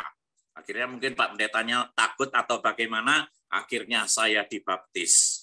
Markus 16 ayat 16. Siapa yang percaya dan dibaptis akan diselamatkan, tetapi siapa yang tidak percaya akan dihukum. Firman Tuhan itu keren. Ya dan amin. Ketika saya nggak mendapatkan firman ini, nggak saya lakukan, saya itu mungkin hari ini nggak bertemu dengan Anda semuanya. Karena apa? Saya di rumah masih punya senjata 6. Ekstasi masih 8 kilo. Sabu-sabu 8 kilo. Ekstasinya masih 65.000 butir. Dan uang di gudang itu banyak. Makanya, siapa yang percaya dan dibaptis akan diselamatkan. Tetapi siapa yang tidak percaya akan dihukum. Firman ini digenapi, akhirnya saya minggu 29 Juni 2008, saya Khairul Anwar terima Yesus sebagai Tuhan dan Juru Selamat pribadi saya. Boleh tepuk tangan yang dahsyat buat Tuhan Yesus, kita katakan amin, haleluya. Setelah saya keluar dari kolam baptisan, biar keluar badan saya itu enteng. Saya itu tanya sama pendetanya, Pak Pendeta, saya ini siapa? Khairul Anwar. Loh Pak, saya kan sudah Kristen, Pak. Mbok nama saya diganti, Khairul Anwar diganti. Ganti siapa, Pak? Markus, Matius yang ada us-usnya gitu loh. Supaya saya seperti orang-orang Kristen. Pak, Bapak namanya enggak boleh diganti. Katanya Tuhan Yesus, Bapak mau dipakai. Saya dipakai apa? Pak, sebelum keluar dari kolam baptisan, Bapak berdoa dulu. Saya berdoa. Di kolam baptisan saya berdoa. Bapak, terima kasih ya Tuhan Yesus. Hari ini aku sudah bertobat. Hari ini aku percaya Engkau Yesus adalah Tuhan dan Juru Selamat. Hari ini juga aku sudah dibaptis. Terus setelah aku dibaptis, ini apa yang harus aku lakukan untuk Engkau Tuhan? Saya ngomong gitu, apa yang harus aku lakukan untuk Engkau Tuhan? Di telinga saya ini audible lembut. Tinggalin harta bendamu semua dan perempuan-perempuan itu. Enggak, ini bukan Tuhan. Kalau aku suruh ninggalin harta benda dan aku suruh ninggalin perempuan-perempuan, enggak. Akhirnya saya berpikir, oh iya ya, aku selama ini cari harta itu dengan kekerasan, dengan gak halal. Oke, Tuhan itu suruh ninggalin. Perempuan ini juga saya itu semua 13 istri, 13 itu nikah siri semua. Enggak ada nikah resmi. Yang pertama dan yang ketiga aja nikah resmi. Oh iya ya, suruh ninggalin aku berzina ya. Mumpung aku. Akhirnya saya pamitan sama istri saya. Semuanya saya pamitan. Ma, Beb, Hani, Sweetie, Yayang, Bunda. Wah, semua tak pamitin satu persatu. Sekarang aku menjadi pengikut Kristus. Aku sudah dibaptis. Saya bilang gitu. Aku sekarang sudah dibaptis. Memang kamu gila, memang kamu edan. Ya gitu kalau kebanyakan narkoba, ya gitu kalau kebanyakan sabu gitu. Wah, pokoknya saya dimarah-marahin, itu caranya Tuhan. Akhirnya saya keluar dari rumah orang-orang saja. Kekristenan itu adalah perubahan hidup dari gelap dibawa kepada terangnya yang ajaib. Jadi siapa yang ada di dalam Kristus, ia adalah apa? Ciptaan baru, yang lama sudah berlalu, sesungguhnya yang baru sudah datang. Kekristenan itu adalah perubahan hidup dari gelap dibawa kepada terangnya yang ajaib. Boleh tepuk tangan yang dahsyat buat Tuhan Yesus, kita katakan haleluya.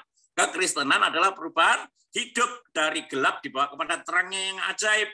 Yang dulu baru bertobat umur 42, yang pakai dasi, dan Anda lihat ini sekarang umurnya 33. Makanya tadi saya ditanya Pak Vincent, Pak Khairul umurnya berapa? 33 Pak Vincent. Masa? Oh iya, jawabannya di sini. Akhirnya, Galatia 2 ayat 20. Namun aku hidup, tetapi bukan lagi sendiri aku yang hidup, melainkan Kristus yang hidup di dalam aku. Dan hidupku yang kuhidupi sekarang di dalam daging adalah hidup oleh iman dalam anak Allah yang telah mengasihi aku dan menyerahkan dirinya untuk aku. Wow, keren. Yesus saja menyerahkan dirinya untuk aku. Masa saya pulang nanti innalillahi wa inna ilaihi raji'un, nggak bawa apa-apa. Akhirnya saya tinggal semua harta saya semua. Uang saya semua saya berikan istri-istri saya tinggal. Keluar orang-orang saja bawa baju satu, celana satu, sandal jepit. Minta dianterin Iwan, teman saya. Wan, tolong aku anterin ke Ubung. Sampai saya sana minta uang duit. Bang, aku minta duitmu 100 ribu. Buat apa Kang? Bis minta. Itu duit halal. 100 itu minta duit halal. Akhirnya saya deklarasikan. Oke Tuhan Yesus, aku sudah meninggalkan semua. Tuhan kan tinggalin harta bendamu semua dan kamu pergi ke Malang. Padahal kota Malang itu kota yang saya benci. Kota yang nggak saya sukain. Karena pas saya di situ dibuang, kenangan nggak bagus di situ. Saya yang ingin hidup di Jakarta, saya hidup di luar, nggak seneng saya di Malang. Akhirnya Tuhan suruh saya ke Malang. Akhirnya saya naik bis dengan duit 100 ribu rupiah. Oke Tuhan Yesus, aku ikut kamu. Sekarang aku bawa duit 100 ribu rupiah. 100% ikut engkau. Hancur apa berhasil. Dalam nama Tuhan Yesus. Akhirnya saya pulang naik bis. Supir bisnya itu tahu semua. Di Ubung tahu semua. Bos bareng sama saya. Karena saya sama istri saya yang punya pompa bensin yang di Terminal Ardosari sama di Araya itu. Nah, bos bareng langganan. Ya akhirnya bareng naik bis 4:30 saya bangun, sudah nyampe di Terminal bis Malang. Saya berdoa, Tuhan Yesus, aku sekarang sudah di Malang. Apa yang harus aku lakukan, Bapak? Di telinga saya ini lembut sekali.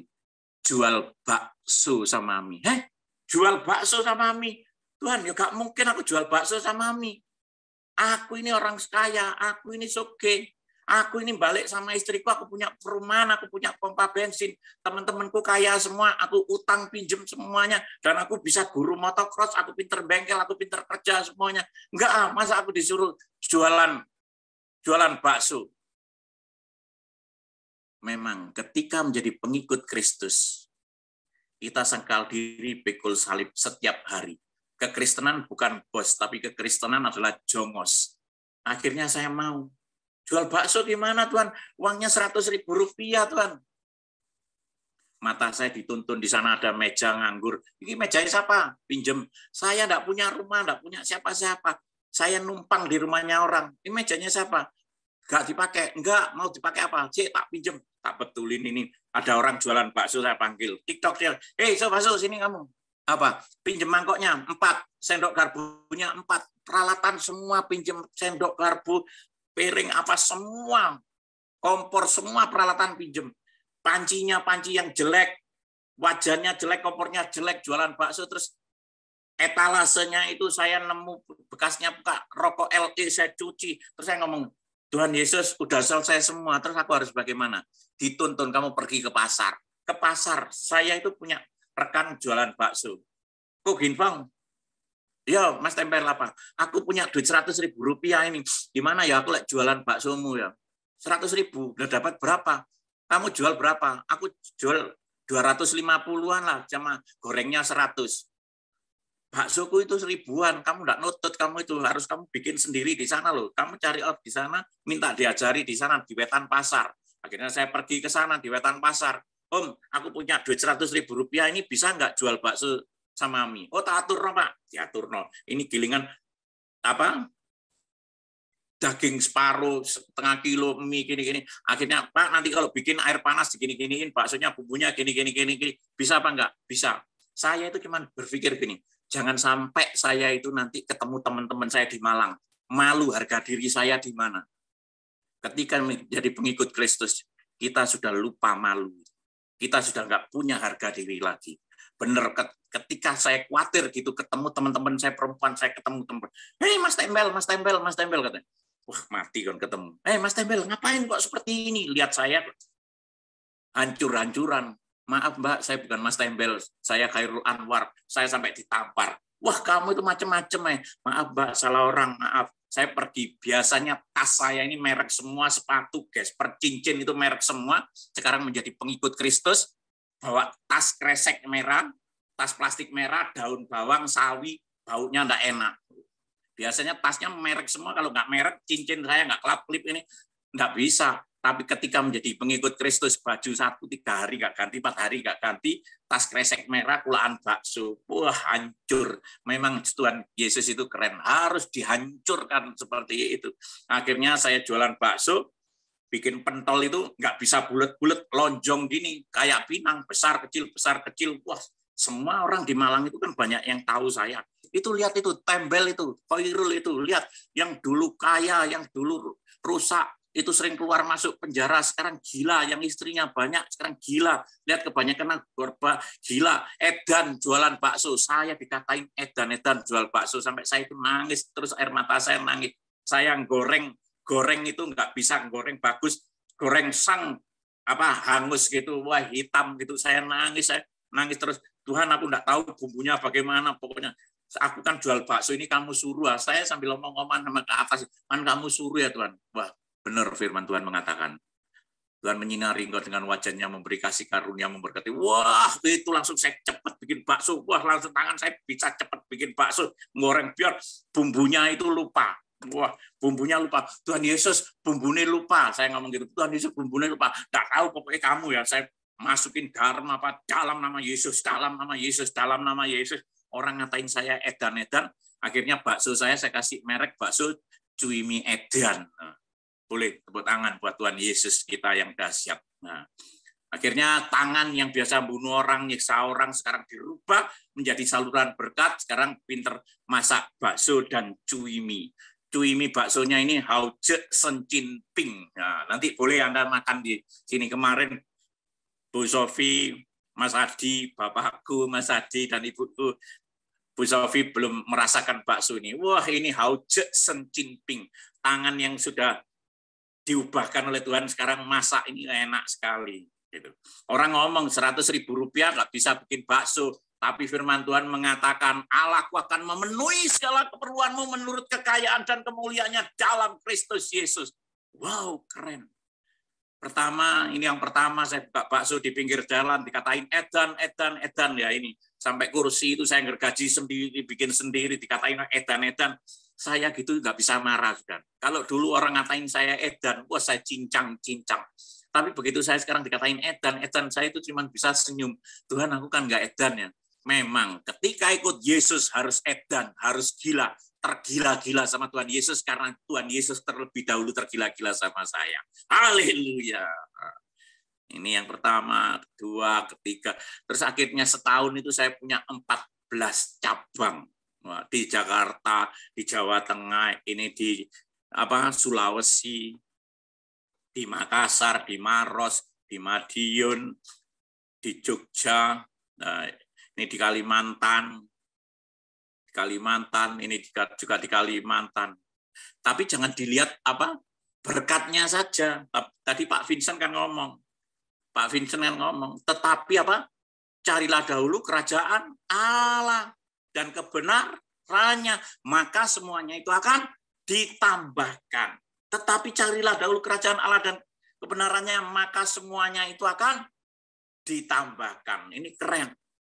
Kisah Para Rasul 1 ayat 8. Tadi kan Pak Vincent ngomong, ayo siapa yang mau bersaksi? Nggak mau yang bersaksi semua. Tapi di sini dikatakan, Kisah Para Rasul 1 ayat 8. Tetapi kamu akan menerima kuasa kalau Roh Kudus turun ke atas kamu dan kamu akan menjadi saksiku di Yerusalem, Yudea, Samaria, sampai ke ujung bumi. Gaya hidup orang Kristen harus menjadi saksi Kristus. Keren. Makanya Bapak Ibu yang dikasihi Tuhan Yesus, kalau disuruh bersaksi, bersaksi. Kalau Roh Kudus turun ke atas kamu akan menjadi saksiku. Tapi kalau orang disuruh bersaksi, nggak mau, ada Roh Kudus, apa roh kuda liar? Tidak, nanti belum waktunya. Pasti Anda mau bersaksi. Puji Tuhan. Ini, preman diselamatkan Tuhan, ini jadi pelayan Tuhan. Jangan sampai hamba-hamba Tuhan menjadi preman. Na'udzubillah min dzalik. Masuk koran-koran, banyak jadi saksi, banyak jadi berkat. Mantan penjahat bertato yang bertobat jadi pendeta lalu dicalonkan jadi wali kota Malang. Buahnya pertobatan itu kelihatan. Di Malang akhirnya saya itu sampai dilamar beberapa partai untuk saya itu menjadi wali kota Malang, untuk menjadi pemimpin Malang. Dicalonkan, bukan mencalonkan. Kalau mencalonkan kan ambisi, dicalonkan. Karena apa? Banyak teman-teman di sini kalau saya ngomong A, B, anak buah saya masih banyak. Itu. Karena bagiku hidup adalah Kristus, mati adalah keuntungan. Ini yang dinamakan mati syahid. Tetapi jika aku harus hidup di dunia ini, itu berarti bagiku bekerja memberi buah. Hamba-hamba Tuhan itu harus bekerja. Harus bekerja dan berbuah juga. Saya pelayanan kemana-mana. Itu karena saya jualan bakso. Kalau ada orang franchise ke saya, 150 juta. Uang itu ya habis 150 juta itu. Ada 200-300 ya habis. Pokoknya uangnya bakso dari Tuhan. Segala sesuatu dari Dia. Oleh Dia. Dari Dia kepada Dia. Bagi Dialah segala kemuliaan. Begitu saya terima kasih. Biar orang lain menikmati, karena bagiku hidup adalah Kristus, mati sebuah keuntungan. Ini kesempatan hidup saya. Hidup ini adalah kesempatan.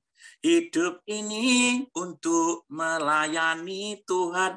Di sisa hidup saya ini, saya pulang nggak bawa apa-apa. Harta itu cuma titipan, akhirnya banyak orang franchise bakso saya pakai pelayanan. Nah, ini saya pelayanan masuk ke pedalaman mulai dari Sumatera sampai Papua, pedalaman saya gini. Makanya saya tidak pernah ngerepotin orang yang ngundang saya. Diundang gereja-gereja KKR, saya nggak mau dibelikan tiket, saya nggak mau diinapkan hotel, karena apa? Saya nggak mau merepotkan, karena saya ikut Yesus cuma modal Rp100.000. Kalau saya ada orang franchise 150 juta, itu langsung saya nabur buat gereja di sana, saya pelayan di sana, tidur saya di hotel menanti mentari pagi gini. Makanya kalau ada hamba-hamba Tuhan yang minta hotel berbintang 5, saya ini berbintang-bintang. Tidur ini bagi saya lebih nikmat daripada tidur di penjara. Begitu. Karena saya sudah sering tidur di kantor polisi di penjara, sekarang tidur di luar hotel berbintang-bintang begini. Nah, ini pelayanan saya ke pedalaman Sulawesi, Kalimantan, Papua, masuk ke pedalaman-pedalaman, jalan cuma 3 hari 3 malam, membawa oleh-oleh buat sana dipekul gini. Makanya saya lihat gereja-gereja di Indonesia yang wow. Coba saya tantang, ayo ikut jalan 3 hari 3 malam, mingkem semua, enggak ada yang mau. Nah ini, kalau di sini banyak ularnya, banyak buayanya, yang nggak pulang kita. Tapi perlindungan Tuhan itu keren sekali. Tidak mungkin kita itu sampai ada masalah.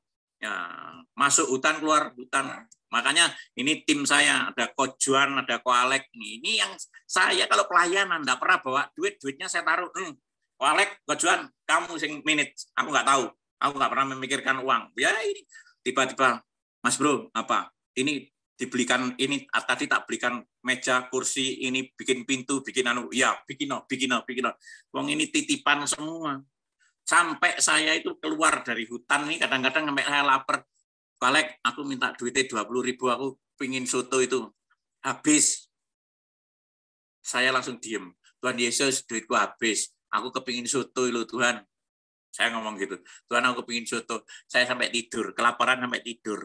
Tiba-tiba ada orang, berapa bulan yang lalu saya doakan orang itu tuli, tidak punya pekerjaan, orang itu di Jerman, orang itu suka mabuk, begitu saya doakan, dia manifest di sana, rebah, terus habis gitu dia dapat pekerjaan yang sesuai dengan yang diinginkannya, gajian pertamanya dikasihkan saya, langsung ditelepon, Mas Tembel, iya, apa, Mas Robi, itu loh, saya ngirim ya, sudah kemarin maaf nggak bisa ngubungi sampean, nggak ada sinyal, iya saya nggak ada sinyal, saya di hutan, itu saya ngirim persembahan, buah sulung saya diterima kerja, yang didoain Mas Tembel, itu terima kasih ya, barang saya lihat, wah, tadi minta soto duit 20.000, sudah habis, pelayanan habis, Tuhan itu nggak pernah sampai habis gitu. Begitu habis saya tidur, langsung diberkati, langsung saya ngomong sama tim saya, hei, ayo kita pelayan lagi, ini duitnya diambil semua, bisa beli soto sama gerobaknya. Yesusku itu dahsyat. Boleh tepuk tangan yang dahsyat buat Tuhan Yesus. Padahal kalau saya lapar makan di sini aja, Pak, hijau-hijau ini boleh dimakan, akhirnya hijau-hijau saya makan. Katanya hijau-hijau makan, besok keluarnya ya hijau semua. Nah, ini di pedalaman nemukan nenek ini, saya melayani di sini selama 3 tahun, pulang pergi. Nenek ini dulu di pedalaman enggak punya baju, saya bawa baju bekas, saya bawa semua kompor sampai saya belikan gas, saya senang. Saya senang pelayanan di sini daripada saya khotbah di gereja besar-besar. Di gereja besar-besar kalau KKR, haleluya, nangis-nangis. Setelah keluar, haleluya. Tapi kalau mereka ini haleluya benar, dan mereka terima Yesus sebagai Tuhan dan Juru Selamat. Nah, ini kalau saya khotbah di gereja harus pakai jas, harus pakai celana kain. Tapi kalau saya di sana khotbahnya pakai baju batik, ini celana pendek. Yesus itu dahsyat, nggak lihat pakaianmu, tapi Tuhan Yesus lihat hatimu. Nah, ini saya sama anak-anak di pedalaman sana, saya bawain pakaian anak-anak. Saya rasanya punya keluarga baru. Saya itu kalau sudah di pedalaman nggak mau keluar, nggak mau pulang. Karena apa? Lihat di gereja saya itu soundnya Bose. Di sana itu nggak ada sound, kita dangdutan ketepang-ketipung gitu enak. Nah, ini pelayanan saya di penjara-penjara. Ini orang-orang Muslim yang di penjara juga terima Yesus. Ini di Wamena, di Timika, di penjara-penjara ini anak buah saya banyak yang terima Yesus karena bosnya sudah terima Yesus. Masa Mas Tembel itu bisa bertobat, aku nggak bisa bertobat. Akhirnya anak buah saya banyak yang bertobat terima Yesus. Ini yang di Bali yang mau dieksekusi mati. Ya, ini nanti saya tanggal 2 sama tanggal 6 ketemu mereka lagi. Saya diundang pelayanan lagi. Mas, sudah boleh nanti pelayanan di sini. Ya, aku kangen nanti ini supaya mereka ini nanti mau dieksekusi mati itu. Kayak teman saya kemarin Mary Jane itu nanti ada di YouTube saya. Ketika Mary Jane mau dieksekusi mati, Tuhan Yesus bilang di telinga saya, kamu sekarang pergi ke Nusa Kambangan, nanti malam Mary Jane katakan tidak jadi dieksekusi mati. Akhirnya saya ngomong Mary Jane nanti tidak dieksekusi mati, sampai hari ini Mary Jane diselamatkan Tuhan Yesus. Tuhan Yesus gitu keren. Boleh tepuk tangan yang dahsyat buat Tuhan Yesus. Ini anak-anak buah saya banyak yang di sana yang mau dieksekusi mati. Makanya kalau saya sekarang hidup, itu adalah Kristus. Mati sebuah keuntungan karena sudah mengenal Kristus. Kemana-mana saya selalu pakai ini. Makanya biarpun dikatain nggak ganti-ganti, nggak apa-apa. Ini baju saya, baju partai saya. Aku milih Yesus, jaminan pasti masuk surga. Ke Israel, saya ke Korea, kemana-mana. Itu juga biaya-biaya sendiri. Saya tidak pernah dikasih gereja saya itu Rp1.000 untuk beli tiket. Ini untuk beli tiket, ini untuk beli lombok kamu di sana. Tidak pernah dan tidak pernah ngerepotin gereja yang ngundang. Karena apa? Saya bekerja, saya ikut Yesus modal Rp100.000. Saya pulang nanti nggak bawa apa-apa.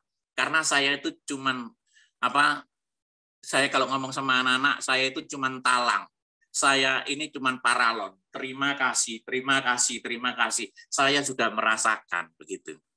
Keren. Nah, ini saya seneng khotbah itu di lapangan. Bukan di gereja, seneng KKR di lapangan. Lihat kalau saya di lapangan, cuman saya itu pakai kaos gini, enggak KKR. Tapi KKR itu pun saya banyak dimanfaatkan pendeta. Pak, kalau KKR Pak Stephen Tong itu sekian ratus juta, Pak Niko itu sekian ratus juta, Pak Bapak punya uang. Saya anaknya Bapak di surga, apa yang Bapak punya, saya punya. Haleluya. Akhirnya ya bisa sesuai KKR di lapangan-lapangan. Saya senang di lapangan karena apa? Yang datang itu coba kalau nama saya dulu diganti Markus, Matius, Lukas, Yohanes. Yang datang siapa?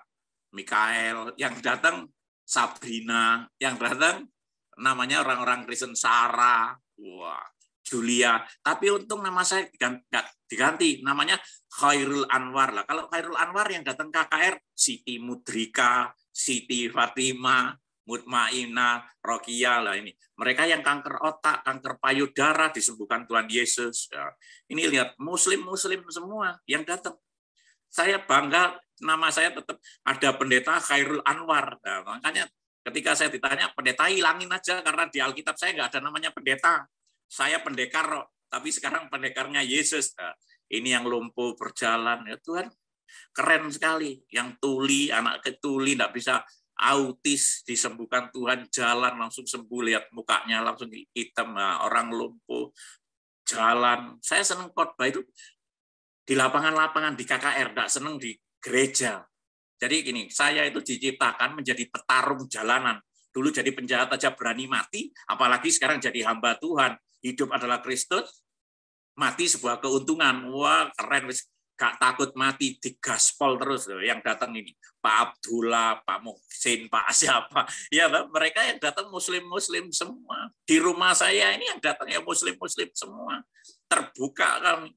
Nih, preman-preman jamaah Tuhan yang sakit disembuhkan Tuhan. Nah, ini orang yang buta, mulai kecil, doain dalam nama Tuhan Yesus melihat. Ini juga orang kena santet. Ini anak-anak juga kena santet. Ini orang juga kena kanker payudara, ini doain pecah dah. Akhirnya sekampung terima Yesus sebagai Tuhan dan Juru Selamat. Nah, ini doain orang yang sakit aid yang katanya nggak sembuh-sembuh, ketika didoakan ya disembuhkan Tuhan Yesus. Ketemu di bandara orang lumpuh, doain, nangis-nangis. Dalam nama Yesus, panggil Yesus, dan dia berjalan. Di rumah juga, ini Kiai namanya Pak Kiai Arifin, Muhammad Kiai Haji Arifin, kena virus MERS, nggak sembuh-sembuh, datang ke rumah, doain, tumpangi tangan, langsung yang doain pakai celana pendek ini, yang Pak Hajinya pakai celana lengkap, pakaian lengkap, doain dalam nama Yesus, muntah-muntah, biar hari itu juga disembuhkan oleh Tuhan Yesus, langsung terima Yesus sebagai Tuhan dan Juru Selamat, bersaksi di gereja. Siapa yang menyembuhkan? Yesusku yang luar biasa. Boleh tepuk tangan yang luar biasa.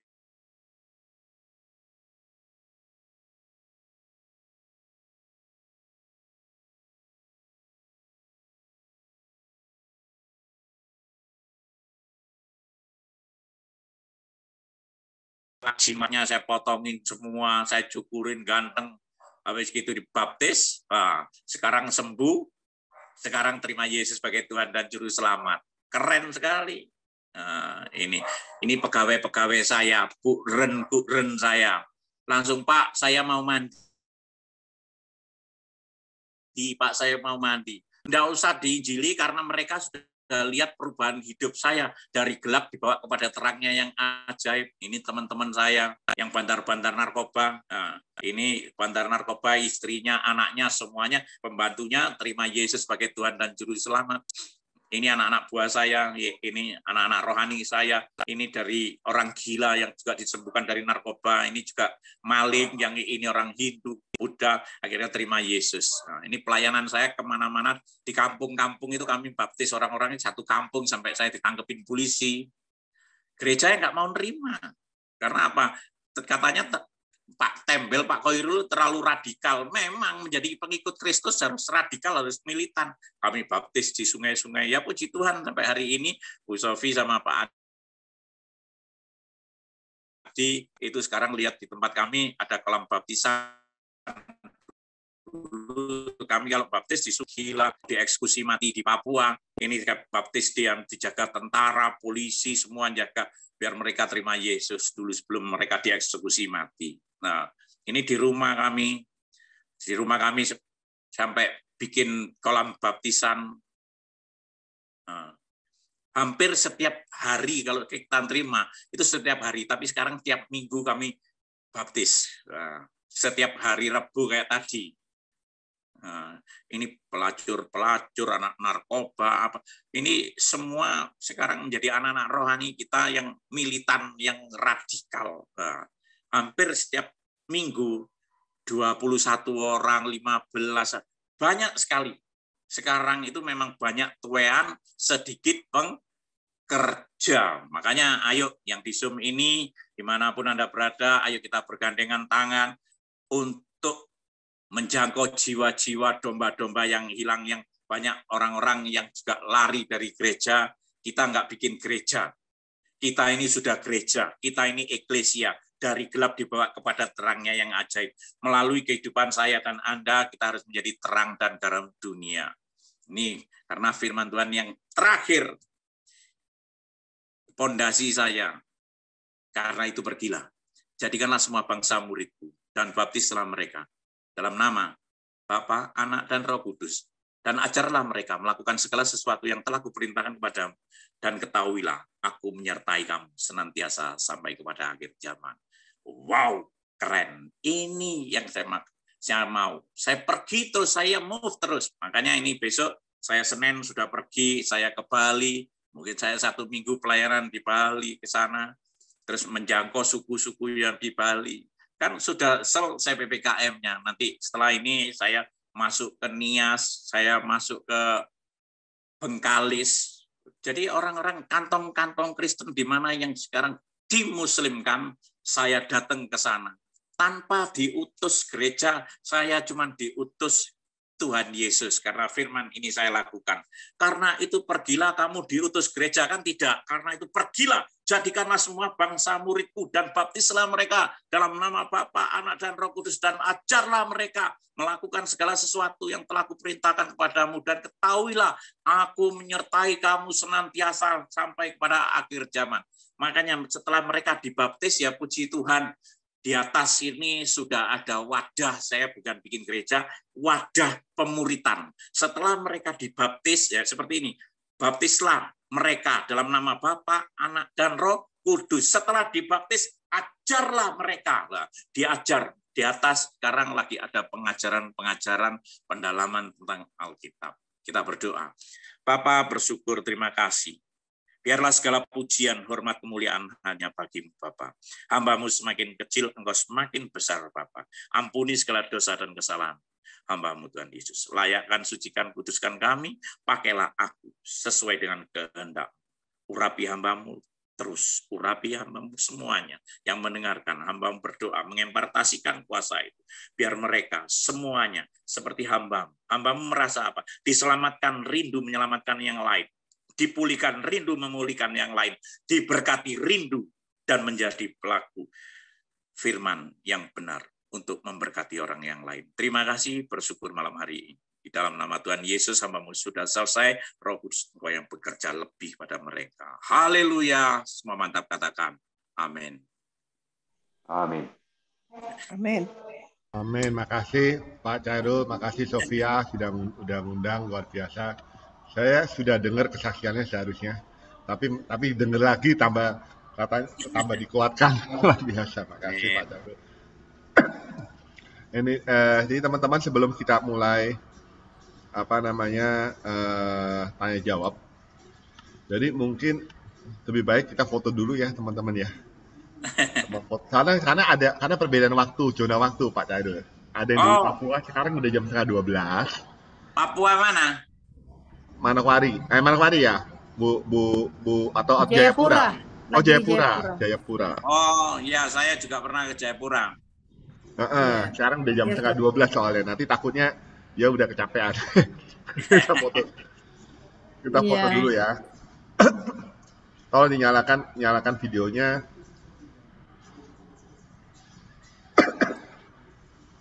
Oke, semua udah nyala. Bu Mata udah ya. Yang iPhone siapa ya? Sama ya. Oke. Udah ya. 1, 2, Liki. Enggak. Oke. 1, 2, 3. Oke, makasih, nanti saya share. Jadi saudara, itu yang saya suka dengan Pak Chairul ya. Pak Chairul ini benar-benar mengalami Yesus, bukan mengalami kekristenan tidak menyelamatkan. Tapi Yesuslah yang menyelamatkan. Jadi ya saya senang banget kita ternyata satu ini Pak, satu pandangan. Luar biasa. Dan saya suka gitu, karena Kristus itu tidak mengenal agama. Kita bisa ngomong tuh bisa lebih bebas. Dulu tuh saya tuh selalu katanya dulu ya, waktu saya jadi Kristen. Saya tuh rasa ada beban. Saya tuh harus mengkristenisasi orang. Itu ngaco, saudara. Akhirnya fokus saya ke agama, bukan pada Yesusnya. Fokus saya kepada mengubah orang, bukan mengubah diri saya sendiri. Itu ngaco kan? Tapi anyway, sekarang saya rasa saya lebih dewasa dalam hal itu, seperti tadi Pak Chairul katakan. Jadi teman-teman, mungkin ada yang ingin menanyakan sesuatu atau memberi komentar, mungkin ada yang ingin bersaksi. Saya persilakan. Monggo, silakan. Supaya lebih hidup, saudara. Ini supaya untuk menghormati Pak Chairul, sebelum memberikan kesaksian, tolong sebutkan nama ya. Nama dan profesi mungkin ya. Sedikit biografi singkat lah, perkenalkan diri. Silakan. Bu Esther ini saya baru kenal nih. Bu Esther dari mana, Bu? Saya dari Pondok Cabe, Pak. Oke. Tahu acara ini dari mana? Dadakan diminta join sama Sofi. Oh, Sofi ya. Oke. Besok ada acara LOF, Bu, untuk kuasa wanita. Bu Sofia juga ikut di situ. Silakan gabung kalau besok. Khusus cewek-cewek besok. Oke.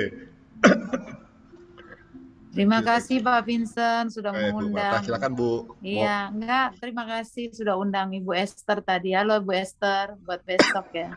Ibu Sofia mesti yang mengundang Ibu. Ya. Jadi Bu Mata ini adalah ketua LOF. Kalau saya full gospelnya dia LOF ya. Cuma beliau sekarang lagi ada di Papua. Gak apa-apa dia bolak-balik di Papua Jakarta. Mungkin ada lagi yang ingin sampaikan sesuatu. Pak Anton udah lama nggak dengar kabarnya. Pak Anton gimana Pak Anton? Bro Vincent, thank you. Ya luar biasa ya. Pak Khairul dengar ceritanya, wow. Sampai Yang luar speechless saya biasa mau Tuhan Yesusnya, Pak Anton. Tuhan Yesus luar biasa merupakan kita semuanya. Tapi Amin. dengar ceritanya, kayaknya kalau kita belum tentu sanggup ya, Bro Vincent ya. Saya itu pernah doain orang, malah saya yang keder, Pak. Jadi kalau dengar cerita gini, ini emang mujizat sekali ya. Tuhan bekerja luar biasa. Jadi saya punya masalah juga berat, Bro Vincent tahu. Tapi kalau lihat cerita ini, ya masalah nggak ada apa-apanya ya. Kalau Tuhan sudah mulai bekerja ya Pak Khairul ya. Dan saya setuju sekali. Ya kita harus memberitakan kabar baik karena kita sendiri semua sudah diberikan damai sejahtera yang luar biasa. Saya sendiri juga ya kadang-kadang belum ngerti bagaimana sih caranya saya harus mengambil sikap atau dalam keseharian dan segala macam. Cuman saya cuma berdoa. Ya mudah-mudahan diri saya dirubahkan dulu lah. Kalau saya sudah benar, itu otomatis lah gitu. Buah itu akan datang dan juga mungkin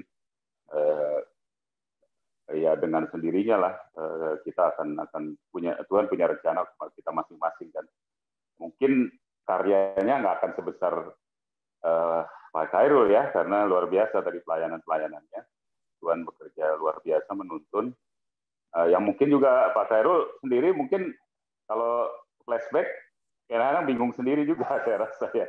Ini kenapa perjalanannya berapa tahun kan ini. Setiap malam itu kalau flashback nangis. Tuhan Yesus itu baik. Dulu saya banyak hartanya, tidak menemukan damai sejahtera, tidur aja tidak pernah tenang. Sekarang ketemu bantal, ketidur.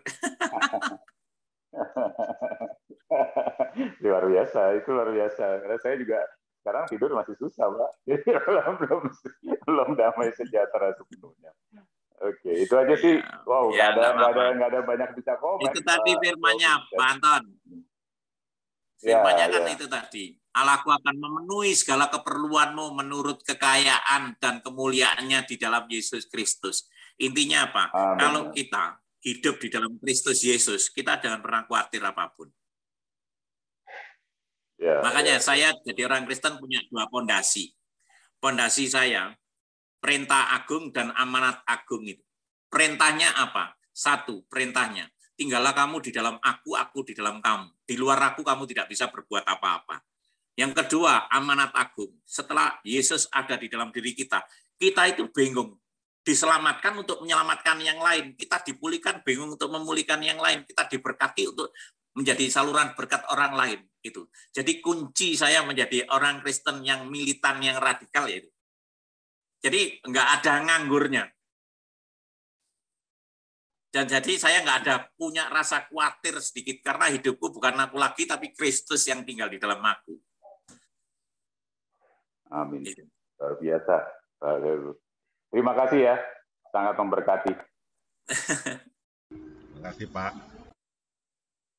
Saya juga, makasih Pak Anton. Saya mau nanya nih, apa namanya? Itu katanya saya pernah dengar kesaksian di gereja Mawar Sharon tuh, Bapak punya warung tuh apa kedai bakso udah ditutup atau masih berjalan Pak Jarun? Ini tinggal satu. Iya, waktu itu di gereja Mawar Sharon Bapak cerita udah banyak tutup.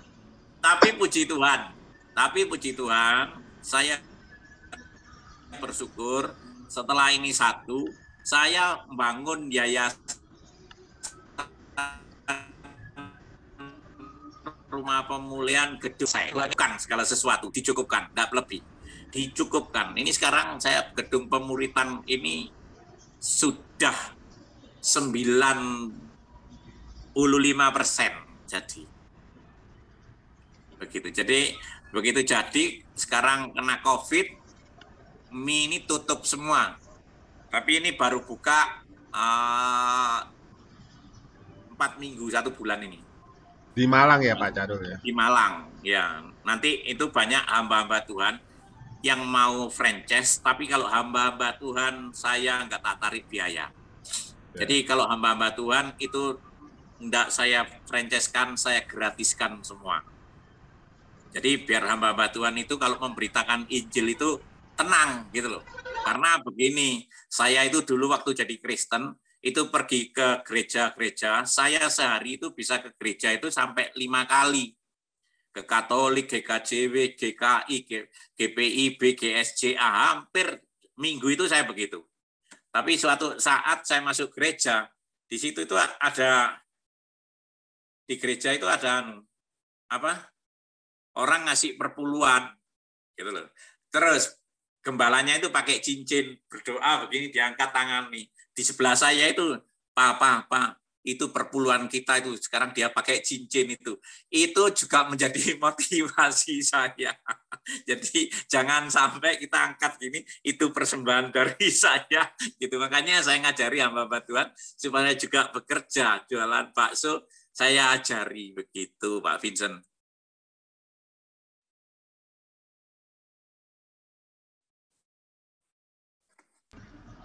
Sorry saya tadi mute. Luar biasa, makasih informasi ya Pak Cairul. Jadi saya kalau misalnya ke Malang bisa mampir dong ya berarti ya. Boleh. Sekarang ini di sini juga ada kamar-kamar. Saya nyediain kamar-kamar orang yang sakit juga di sini tidak kami pungut biaya. Yang di luar pulau, luar kota tidur di sini tidak kita pungut biaya dan kita kasih makan sehari 3 kali apa. Tenang aja. Karena saya ikut Yesus, modalnya Rp100.000, nggak bakalan bangkrut. Allahku akan memenuhi segala keperluan, memenuhi kekayaan dan kemuliaannya dalam Kristus Yesus. Gitu. Oke. Saya bareng Bro Vincent nanti ke sana. Saya kelahiran Malang. Oh Bapak, Bapak orang Malang. Oke. Numpang lahir. Rumah dulu di Jalan Bromo, tapi ayah saya tugas di Auri di apa namanya? Bandaranya Auri. Abdurrahman Saleh. Saya lahir di sana, rumah sakit sana. Ya, boleh Pak. Saya tunggu. Pak Vincent, Pak Anton. Wester, silakan main ke Malang. Makasih Pak. Saya nggak nyangka lo dengerin Bapak. Dadakan diajak Ibu Sofi, dan sebelumnya saya pernah lihat foto Bapak yang pakai tato itu. Terus terang saya nggak suka banget lihat foto itu, kesannya mesum banget ya fotonya. Isinya tuh loh, jadi mau nggak ingin dengar apa-apa itu. Atau hari ini mendengar. Terima kasih kesaksiannya Pak. Sama-sama Ibu. Pak Cairul, saya ada pertanyaan dari teman saya yang dari Shanghai. Cuma maaf dia lagi ada urusan di Shanghai, jadi dia nggak bisa bicara. Dia minta saya sampaikan. Dia mau tanya gimana kondisi papanya Bapak nih, sama bos atau bos bandar yang dulu. Sudah bertobat belum? Sudah. Waktu itu setelah gini, waktu saya itu bertobat, saya itu pamitan. Pi, aku sekarang mau menjadi pengikut Kristus. Tak tinggal ya, aku pamitan ya. Aku sekarang mau jadi orang Kristen. Dan papi saya ngomong gini, istrimu kamu tinggal, hartamu kamu tinggal. Iya, tak tinggal semua. Aku mau jadi pengikut. Wong goblok, wong edan katanya. Aku ini Kristen mulai kecil. Setiap minggu ke gereja tidak pernah dikasih duit Tuhan Yesus, malah ngasih duit Tuhan Yesus di kantong kolektor. Apa kamu itu udah edan, udah gila? Kamu tinggalin harta bendamu, kamu menjadi pengikut Kristus. Apa kamu itu sama Kristus Yesusmu itu dikasih duit kalau hari Minggu ke gereja? Saya ngomong gini, Pi, Tuhan Yesusku gak ngasih duit aku, Pi, tapi ngasih damai sejahtera, sukacita, dan aku besok itu mati masuk surga, Pi. Wah, omonganmu kayak pendeta saja. Setelah menghina saya begitu, papi saya ketangkep 6 kilo sabu-sabu di apartemen, dan akhirnya papi saya masuk penjara. Di penjara lihat saya jadi hamba Tuhan, dia saya layani karena dia di penjara 16 tahun, saya layani, dan dia sudah pulang ke rumah Bapak di surga. Dia menjadi pelayan gereja di penjara. Begitu. Begitu Pak Vincent. Luar biasa, makasih. Oke. Saya kira yang lainnya pada diem aja nih. Saya mau kasih komentar sedikit, Mas Cairul. Mungkin sampaikan keadaan untuk dibawa dalam doa, dan teman-teman tahu bahwa di pedalaman itu ada kelompok-kelompok radikal yang bersenjata itu, Mas Khairul, mungkin dibagi ke teman-teman. Terima kasih. Tapi ini direkam apa enggak? Jangan direkam yang ini. Kalau gitu Ya, saya matiin jangan rekam, direkam yang saya ini, matiin rekamannya off the boleh ya? record. Saya matiin dulu ya. Ya, iya. Oke. Ayo kita tutup acara ini. Terima kasih Pak Khairul telah hadir. Terima kasih teman-teman telah hadir. Kita tutup doa ya. Bapak surga, terima kasih atas kesempatan yang kau berikan pada hari ini, Bapak. Bapak, pada kesempatan ini Tuhan, kami ya Tuhan memohon ampun ya Tuhan. Memohon ampun para gembala-gembala ya Tuhan, para pendeta-pendeta ya Tuhan yang telah melukai Engkau ya Bapak. Telah memikirkan ya Tuhan gerejanya lebih daripada kerajaan. Bapak surga ya Tuhan, kami serahkan ya Tuhan mereka dalam tangan-Mu ya Tuhan, supaya Kau mau kembalikan ya Tuhan hati gembala kepada mereka ya Bapak. Karena kami sadar ya Tuhan, bahwa sadar ya Tuhan, pada waktu iblis menyerang ya Tuhan, menyerang kami, dia menyerang rumah Allah terlebih dahulu. Para pendeta-pendeta ini perlu dipulihkan ya Bapak. Kami berdoa ya Tuhan, pulihkan ya Tuhan Yesus, pulihkan hati mereka ya Bapak. Bapak terima kasih Tuhan, Kau mau berkati Tuhan Pak Khairul Anwar, pelayanannya Bapak.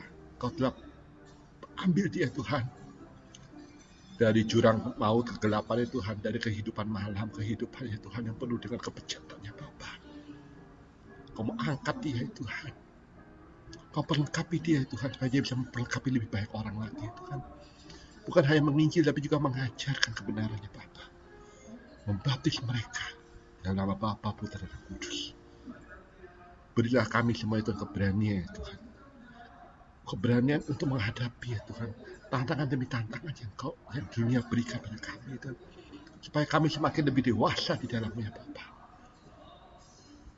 jadi serupa dengan Engkau ya Tuhan Yesus. Bapak, sungguh Kau Allah yang baik ya Bapak. Hari ini udah hari-hari yang sangat-sangat akhir ya Tuhan, menjelang kedatangan-Mu ya Bapak, di mana ya Tuhan terang dan gelap semakin nyata perbedaannya Tuhan Yesus. Kau telah melihat dan mendengar ya Tuhan bagaimana iblis telah berusaha keras dan makin keras ya Tuhan,